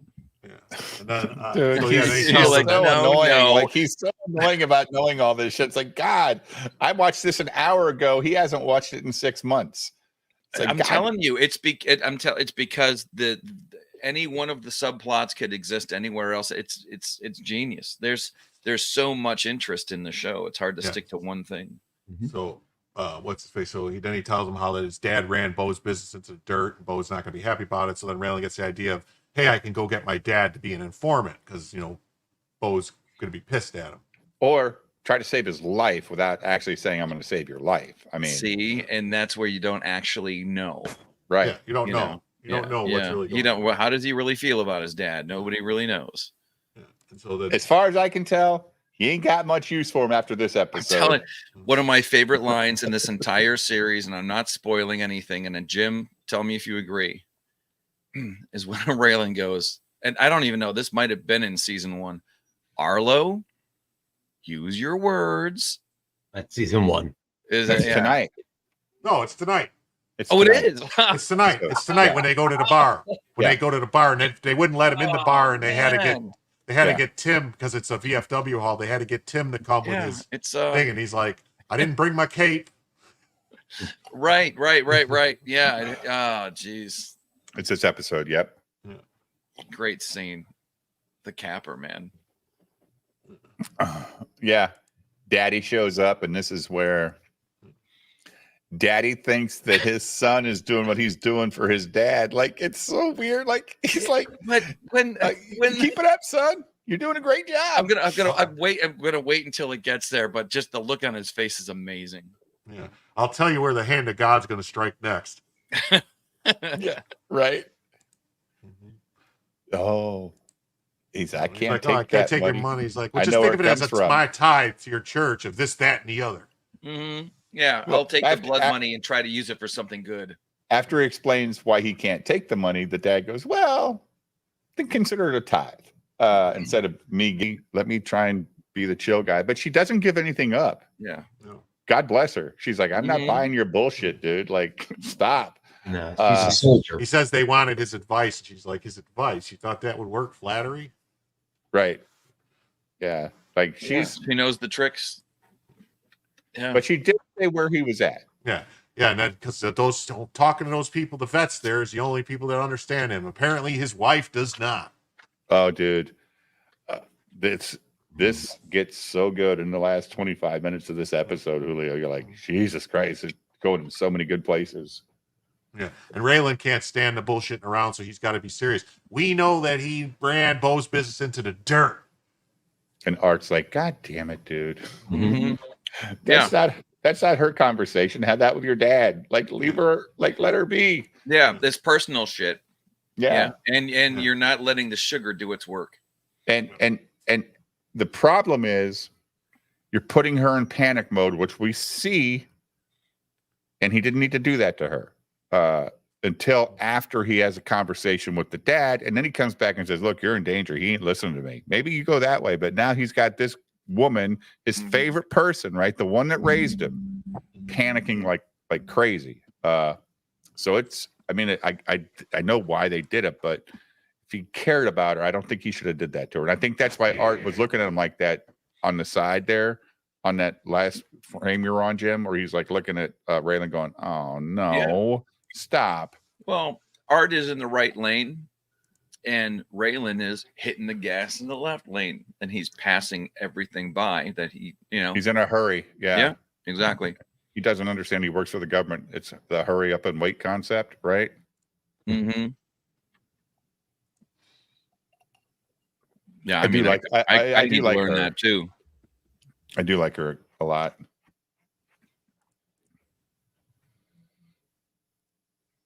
All right, Jim, go ahead, buddy. Yeah, does this look like the palace of a Harlan County kingpin to you? You know, he's gonna And he have to says answer he those says it lines. he says it does.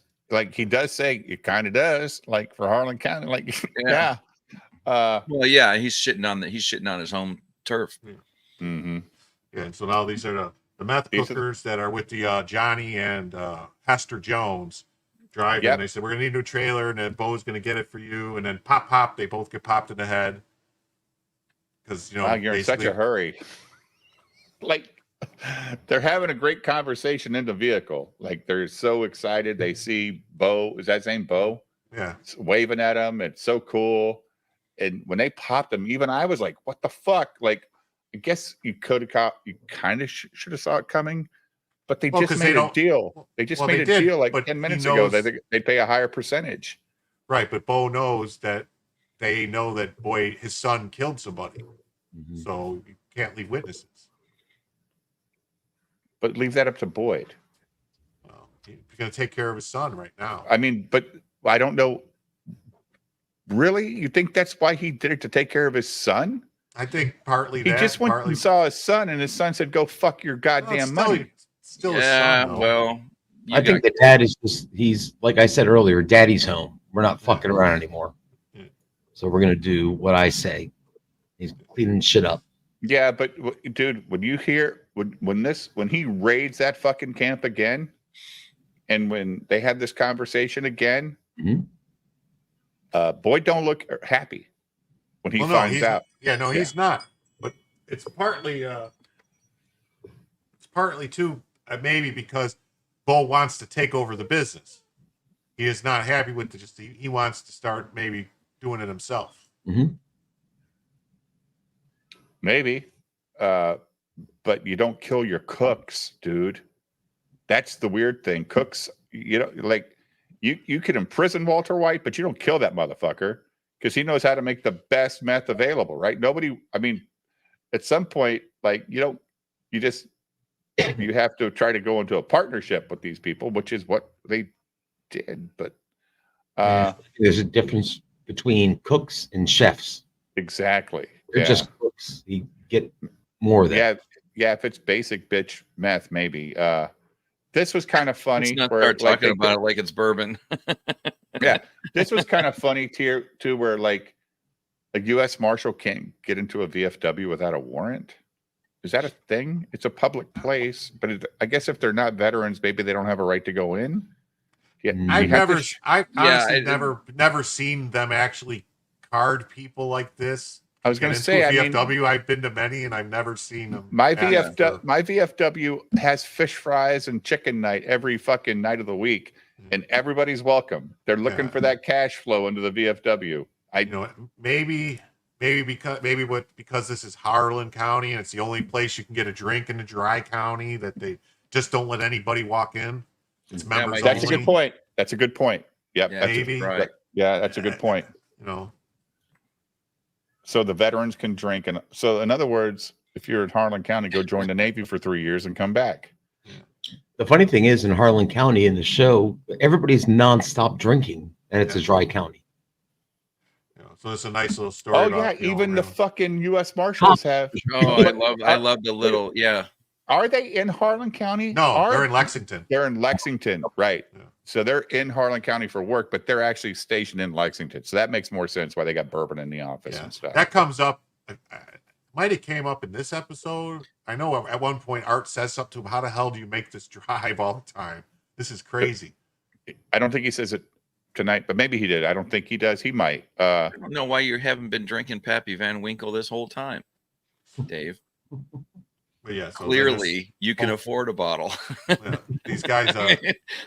You trade in your video game machine for like 2 of them. 2 bottles. 2 of the really good ones. Okay, all right. So there it is. You want my Pappy 15 year? Yeah, but you pour a little bit out.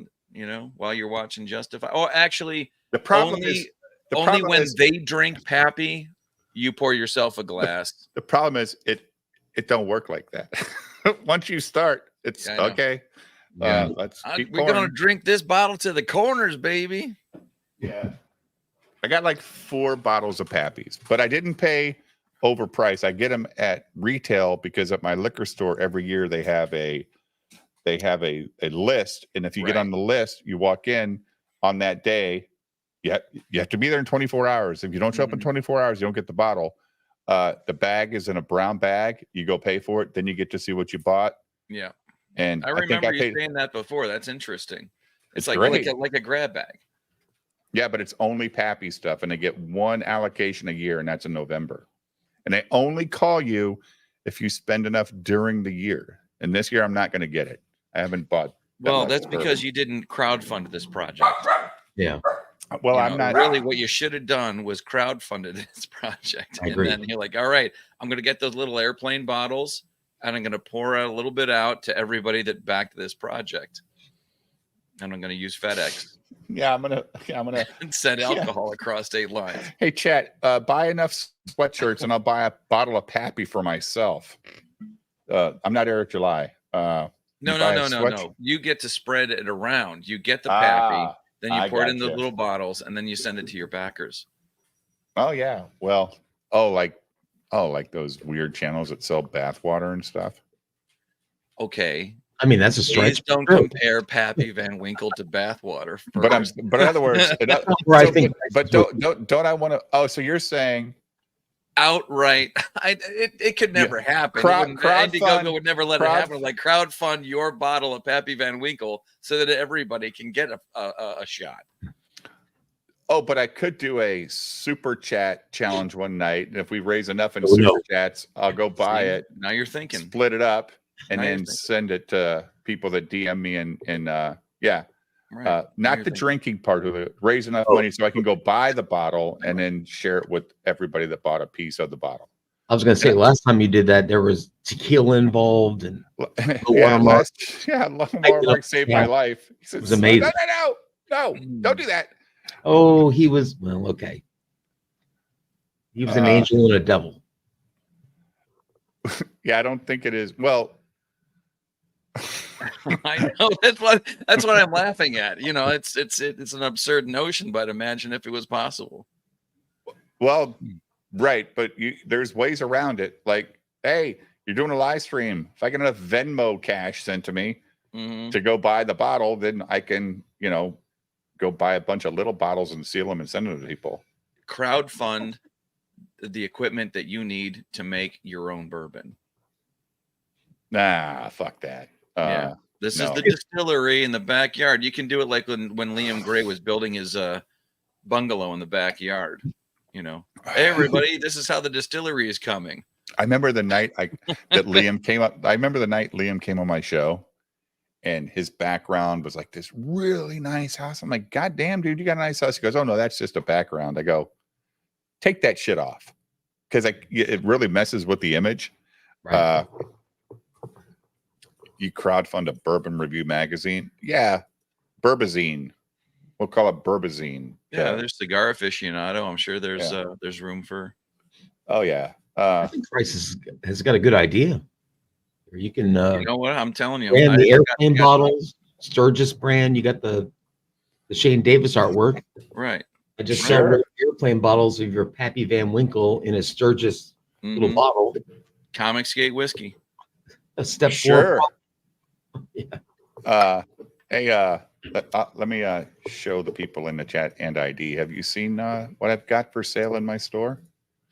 My Shane Davis art. Oh yeah. It was Templeton the Rat. He says I should have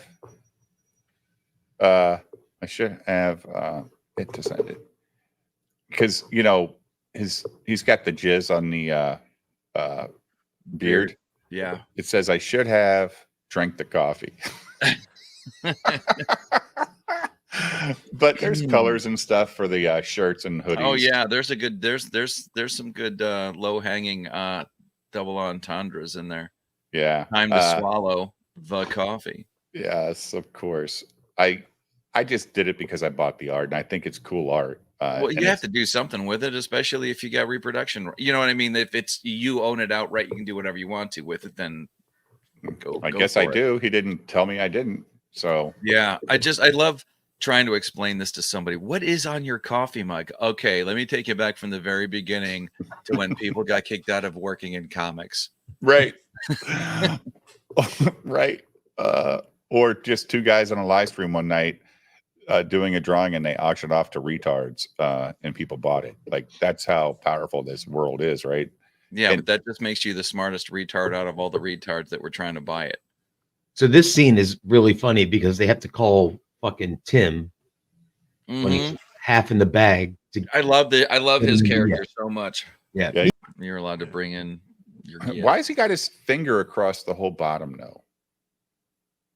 I don't know. What's he hiding? Like, isn't that kind of a weird way to present an ID? I know, and in his face, he looks like he's trying to get away with something. Right. Like it's not real. Is that really me? Like, yeah, is that really? Let me check the age on that. Is this a dishonorable discharge? Well, you can't actually see the picture on it, so it might not. It might actually be. It might be his real ID from when he was in the military, and that's why he's got it covered like that. Yeah. Like, I mean, it looks like a legit real ID, so I don't think they can make a fake one. You know what I mean? It might be a crime, so maybe it's a real ID, and you can't even tell it might not be his picture. But you keep a real ID when you. But he didn't retire; he just left. So you're not following what I'm saying. I know. It might be an actual ID. It might be like an actual ID, like either his or somebody else's ID. He doesn't want to dox. Yeah. Whoever's it is. Yeah. It's not a prop. They borrowed it from somebody from the. Yeah, it might just be they borrowed somebody's ID. I mean, I'm saying that because of the way, ID. Right? Okay. I'm saying by the way he's holding it, it might just be somebody's ID that they grabbed, and they're like, "Yeah, just cover it." They can't really, because you can't see the face. Right? It's just a white dude. Highlight Red Scorpion really quick. That's funny. his last Red Scorpion's always funny. He's Yeah. generally funny. rat piss distiller in spirits. Rat piss distiller. Because you have to. Oh no! Amazing. Oh no! And then this is a whole good scene with the father sitting there and like, how'd you get in? And then somebody like, oh, Tim got us in. He goes, oh, was he a mess cook? Oh, he was He such goes, a "No." dick. Yeah, Dick goes, oh, so you was in the shit. He was a sniper, dude. Yeah. Like, yeah, he says he was a sniper. Yeah. Arlo Givens is a fucker. He's a snarky, cantankerous, old fucker. He's great. So whose dad is more likable though? Raylan's or Boyd's? Boyd's, I would Boyd's say. dad is more likable, I would say. Yeah. I say so too. He's Yeah, just because seems- he's not smarmy. right. As But smarmy. he's also not scared. Like he's scared.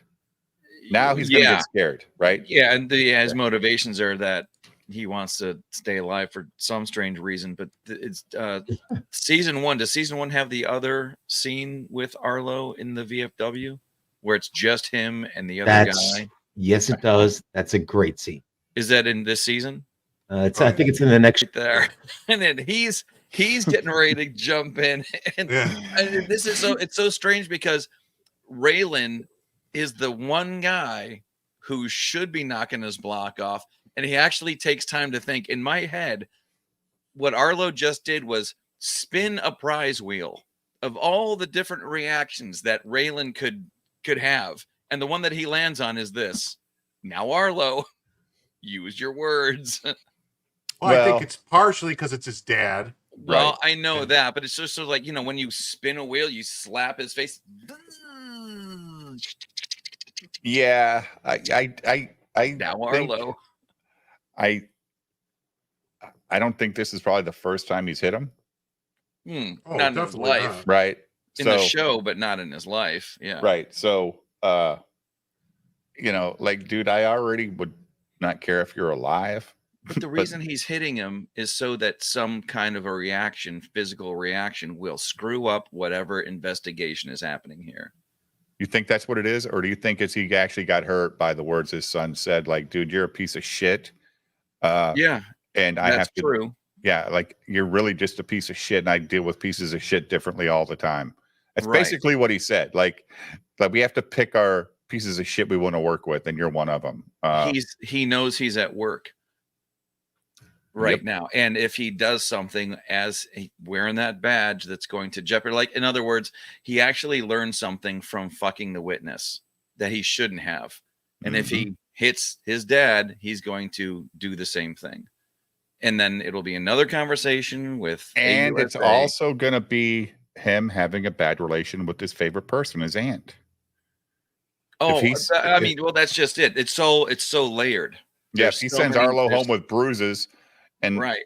then next time he goes to talk to his aunt, she's gonna be like, "Well, fuck, you hit your dad. What are you doing?" Like, yeah, he's Yeah, allowed so to when hit you. You can't hit him back. He's an old man at this point. Why would you hit an old man? Blah blah blah. Yeah, I love it. It's Yeah, it's so complicated. You can watch it over and over again and get something new out of it every time. I love it. Yep. Agreed. Jim, What's up? When people stop talking, it's time to hit the it's time to hit the play button. hit the button. He's texting somebody. I know. Well, yeah. Life carries on. Yeah. Oh, yeah. Or tell Oh, him, yeah. Mr. Gibbons, we're taking on the Crowders. You can either help or go with them. Right. And then they get texts saying that there's dead bodies. They go find the dead bodies. And then Bo comes to see Arlo, and Helen's sitting there with a shotgun waiting. Yeah. know. Cool scene too. Cool scene. He's like, "What do you want to drink?" And he's like, "I'll take a Singapore Sling." And Arlo says, "Well, I only got bourbon." He goes, "Well, that's what I want anyway. I was just kidding." He said it was a joke, Arlo. But This What- is like two Russians sitting down for a vodka. yeah, this is two guys, and he's, where's my money? I ain't got your fucking money. There ain't Yeah. no money. It's a meeting of state. Yep. But it's clear who the top dog is between these. And then they start Yeah, arguing well, about their kids. and what a piece of shit where his old lady has to be the ace up the sleeve with the shotgun. Yeah. There's this whole thing too about the kids, because he's saying stuff about, well, my son, he says about your son playing our team. He said, my only reason my son's here is because your son blowing up churches and doing all this other stuff. And it was so good. Like this whole scene. Piloting one of those little things from Five Below. Man, is it hard? It sucks.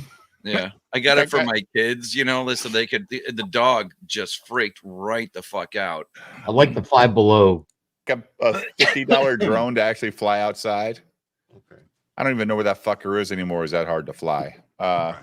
And so Dewey's here walking. Raylan sees him. Dewey got kicked out of the camp. But wait, like that was so fun. The last scene, the guy with the cop. Could you have flown that chopper, Jim? I don't know. Yeah, but a full head.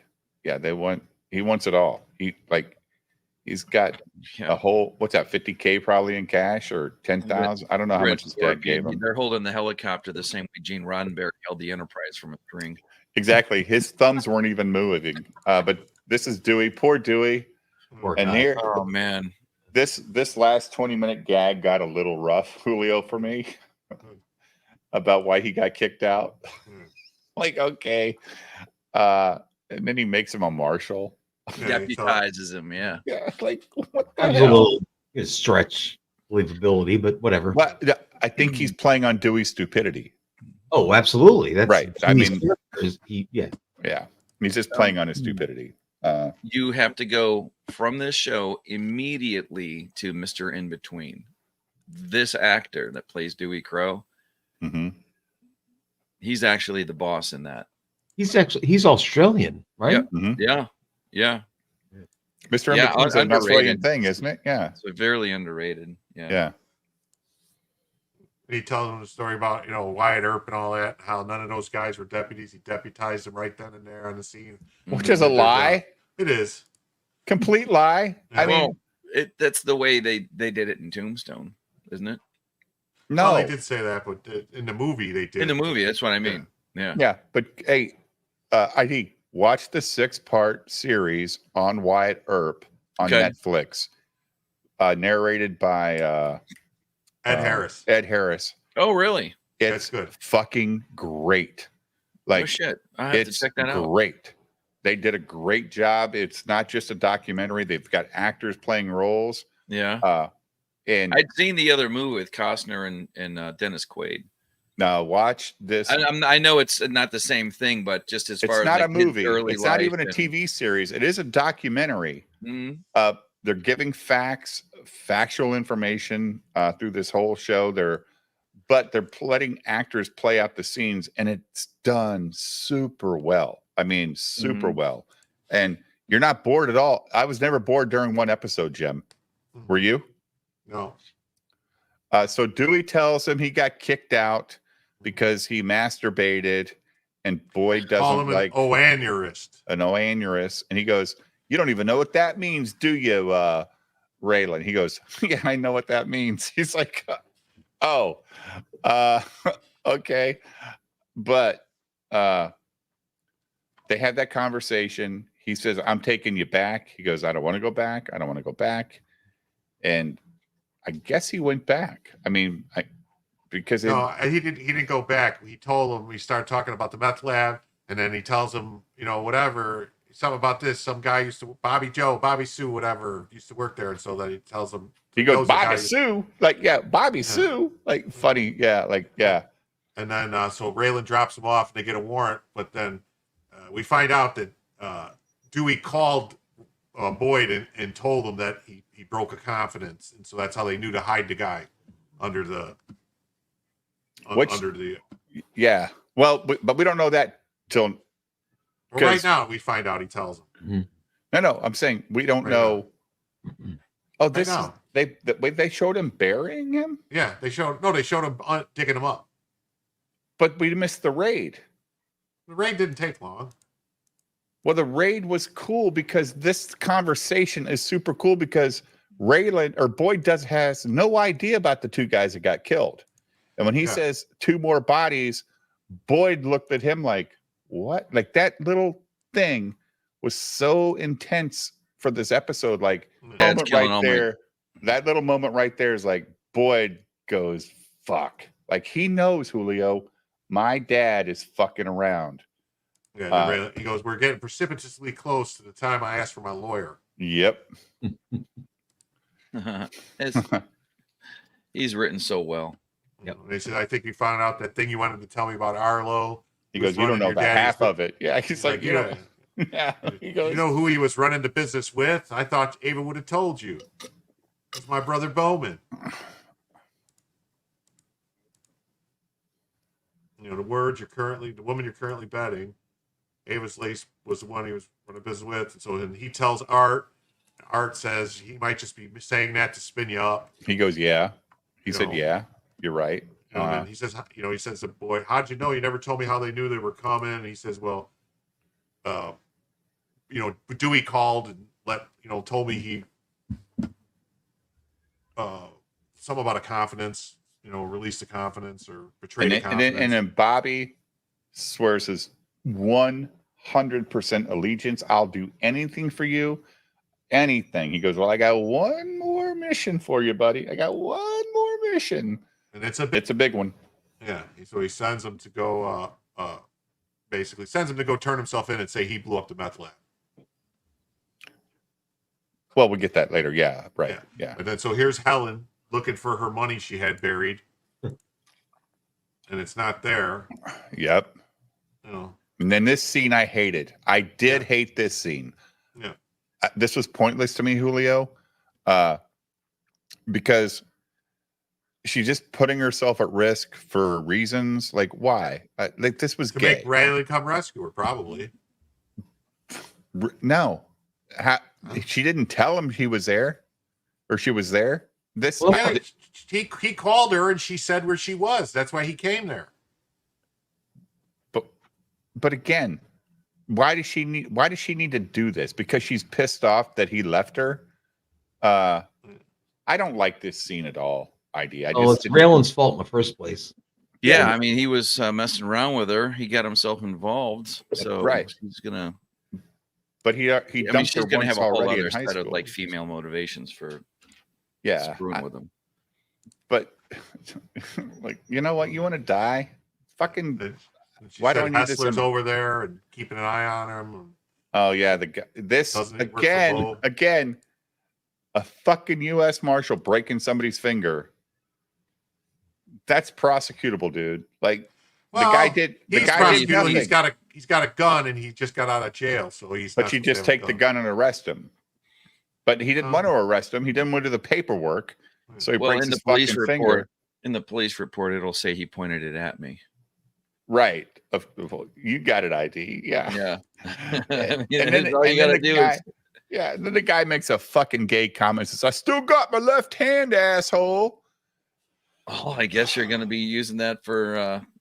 It's going to be strangers from here on out. Yeah. Oh, then he handcuffs her and takes her to his ex-wife's house. Calls his wife. Says, this is something right here. Yeah. Mm-hmm. This whole angle. Yeah, I know. I know. Like, yeah, my wife would be like, she can die. Mm-hmm. She could just die, and you could get. I could kill her again. Like Raylan's putting them at risk by putting her in their house. He tries to write it off like, oh, they're not going to come after you for anything. They will if they find out she's in your house. And there were other people in the bar. The guy's finger who you broke, he did get to see you take her out of the bar. Now he doesn't. There are several hours that she lives in Lexington, so that's several hours away from Harlan. So I guess maybe he figures she'd be safe in Lexington. My wife would say, "You can take that bitch and bury her in the backyard." I'm not putting her in my house. Right? Sorry, not going to happen. Why would I give a fuck about your girlfriend? That's got you in a bad situation anyway. Yeah, no way. They do a lot of that distance traveling, like in Game of Thrones. You know, you don't really know how far apart all of these areas are. House of the Dragon was the worst. Like, no, I don't mean that. I just mean like it's an entire land, and you have to fit all this travel time and. Well, that's House of the Dragon. That's House of the Dragon. It was the worst. Like you had no idea how fucking far anything was from anywhere because 1 minute they're in this castle. And 5 minutes later, they're having a conversation in another castle, and you're like, "Yeah, how much time just went? Like, shouldn't this be happening at night?" It is. Yeah. Oh no, I mean like in here, he's well, in those fictitious lands, who No. knows how long a day is? And then so they're arguing about stuff, and then Well, she's pissed off that she he stole said he dug up he the stole money, and she's her like, money. you know, why are you digging it up now? You're gonna leave me? She goes, I should have shot your ass. You know, she's like, that money was gonna buy us some time. Then somebody comes and shoots up the house. No, I'm not okay. You're gonna have to kill Bo. Yep. You are blowing through this scene because I thought this was a really good scene. I mean, Did you like it, Julio?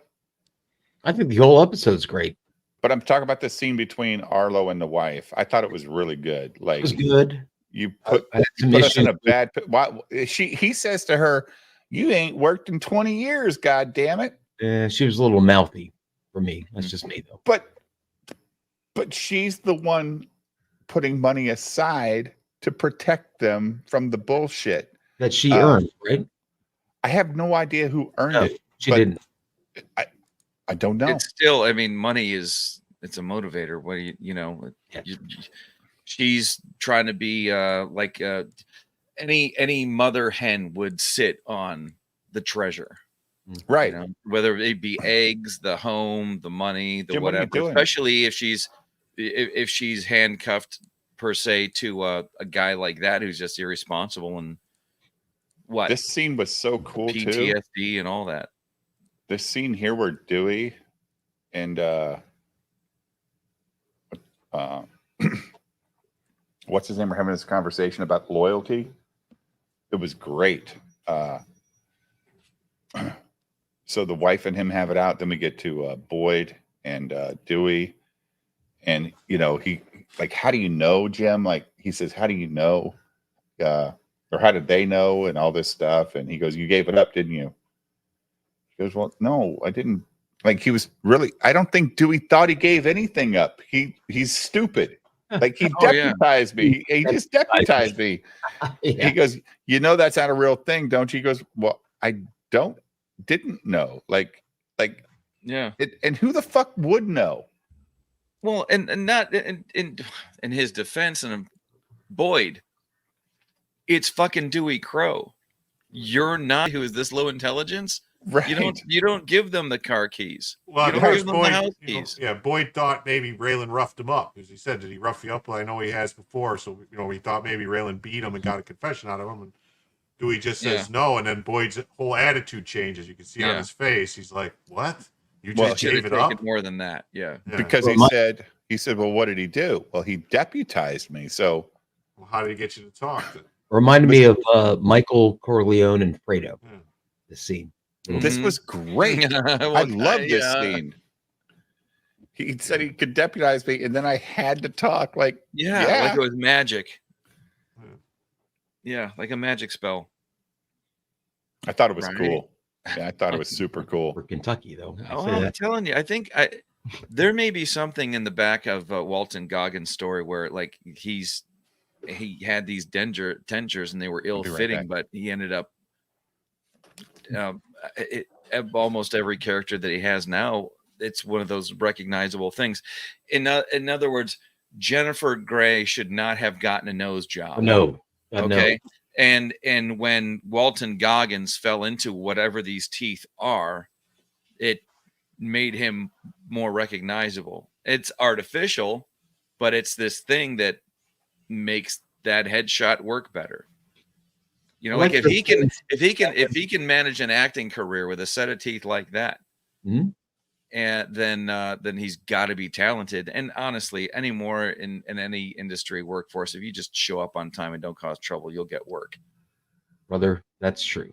And Metcalfe County, I don't know what Red Scorpion. What are you talking about right there? Is that New South Wales, Kentucky, or is that a different province in Australia? I think he's being a Which smart doesn't ass. exist. Yeah. All right. So. All right. He threatens him with his life. I got it. Right. So He's not being serious. Yeah. And then he did this pretty cool thing. Like he listened to Jesus, right? Isn't that like kind of what happens? Like he gets, you can't kill someone for jerking off. That's right. It's like, Super cool. So good. Mm-hmm. So Just tell them to leave, so he leaves, and then like leave, right? Like you know, you can't be in the camp anymore. Leave. yeah, Okay. you know, and Get out of range. Dewey might not realize it, but Boyd might have helped him by telling him to get away from him. Mm-hmm. Sure. His life was saved by a bullet. Dewey's was saved without one. You know, so he turns himself in. You know, says that he did it. Nobody from the church, just him, not Boyd. And so that's it. Yeah, it was the end of the episode, right? Like, Mm-hmm. So Billy Bob or whatever is going to go to prison forever now. Is that what it? I haven't seen this one yet. They don't. That's good. They could have used him later. I don't think they needed to in any of the stories or anything like that. Yeah. I don't. Did they show him picking up the rocket launcher in the end of the first episode? Yeah, we see that scene. We do see that scene. I think it's right here. Yeah. Yeah. All right. Yeah. This is because this is replaying that. So. All right, and this is the beginning, so we'll get off of this. This is the beginning of this episode is Arlo showing up at the office to talk to him. I'm interested to see where Arlo and his relationship go. I just don't trust Arlo at all. Man, that's a twisted one for sure. Yeah, it goes places. Yeah, I mean, in father-son relationships are really, really important. I mean, you have any idea how hard it would be for somebody to try to learn how to be a proper man with that as an influence? And the entire county and stuff. You know what I mean? Like, this is like Raylan is intrinsically good, but he's got all of this extra crap going on around him where he knows how to duck and dive and to get all into, you know, like little nooks and crannies of the law and be on the edge of legal because he grew up around all that. Like, who's got more experience in dealing with criminals when you've been surrounded by criminals all your life? It's a miracle that Raylan wound up like he did, considering where he's from. Right, exactly. Yeah, right. But there's still so much of that in him, you know. And there, and just in there is a battle inside, you know, in his own soul. Yeah, but yeah, man, what a great show. Yep. Elmore Leonard is he's responsible for what were those two? Get Shorty and the other one. Chili Palmer was the main character. John Travolta played him. Wasn't there a second one? Yeah, there was. The one that had like Aerosmith in it for a little bit. Rock was in it. What was that called? I didn't know that was. I have IMDb pulled up here. That was him. Get Shorty. Elmore Leonard wrote Get Shorty, I believe. I'm pretty sure. Really? Russo. Yeah, Elmore Leonard. Let's see if there's another one. I'm pretty sure there is. Like Too Short or something. Jackie Brown, Get Shorty, Out of Sight. Get Shorty. That was it. Yeah, Get Shorty, but there was a sequel to that.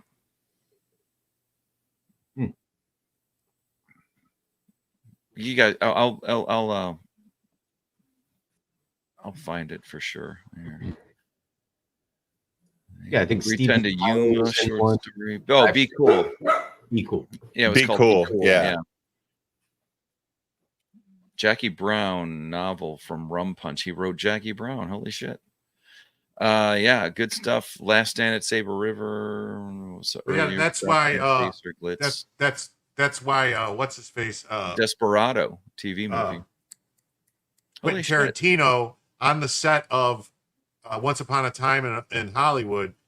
Timothy Oliphant and Quentin Tarantino started talking about Elmore Leonard in the Justified series and wanted to know why it stopped and why he didn't do more of it, and said, you know, there was a bunch of other stories. You should really do more. And that's why they came back and did that City Primeval thing that sucked ass and that nobody should ever watch because it's fucking garbage and it's all fucked up. Yeah, it doesn't. Tarantino was supposed to be attached to that.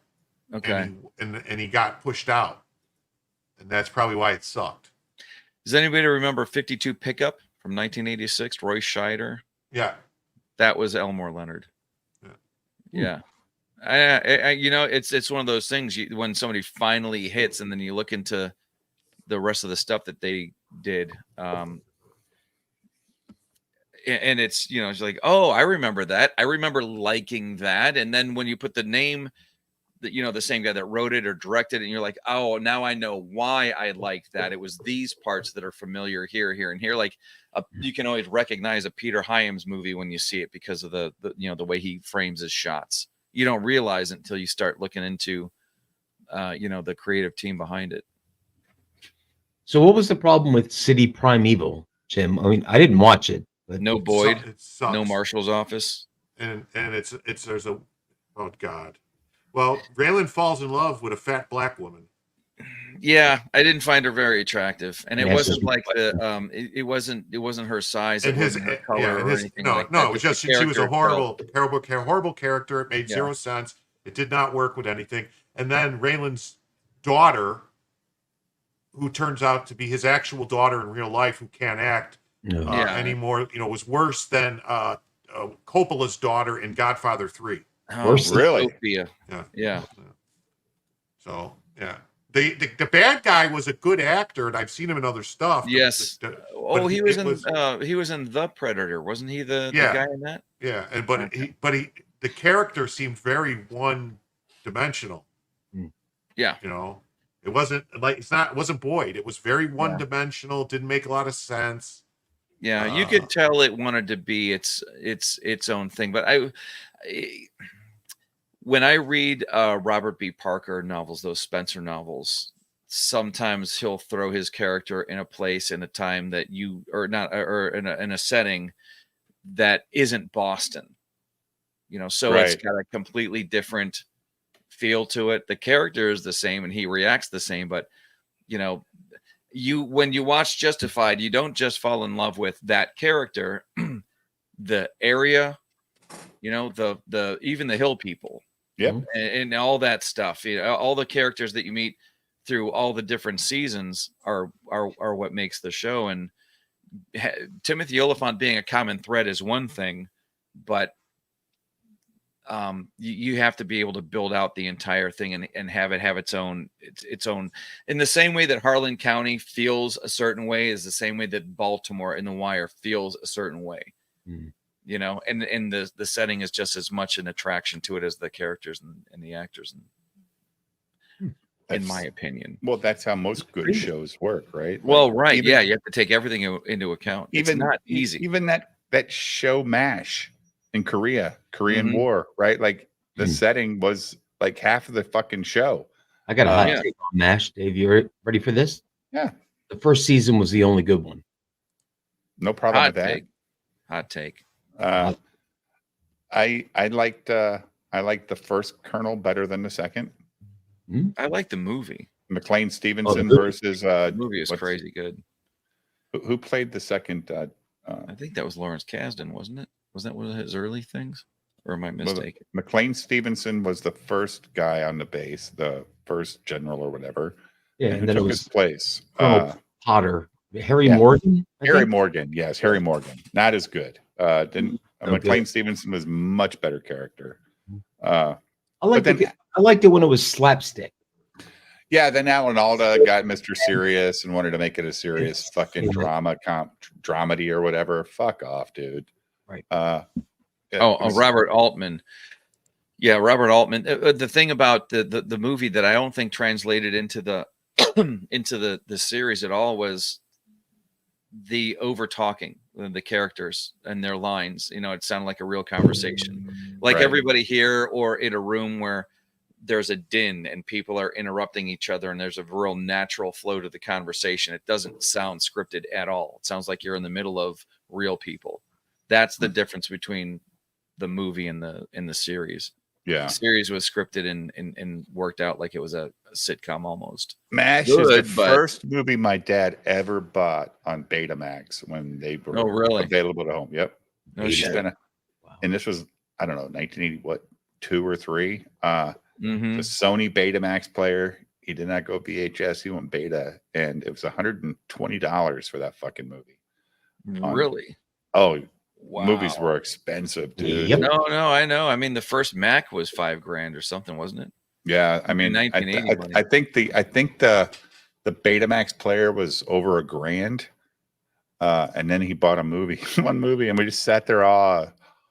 Oh my God, we're watching a movie right at here home. at home. We can pause it. We can do all this cool stuff on our CRT TV with our, red, white, and yellow cables. Mm-hmm. Yeah, but I hate video. I fucking hate HDMI cables. They just go out. Like, one day you're watching TV fine, next day you got no signal. What the hell? And then you have to change the cable. They're garbage. I'll have to find out. I usually get those ones that if it looks like it's got some gold in it. Yeah, well, you got to pay up. Don't buy the $5 cable. Right. Right. Yeah. What's up, Andrew Campbell? Jimmy, you there, buddy? Yeah, I'm here. Okay.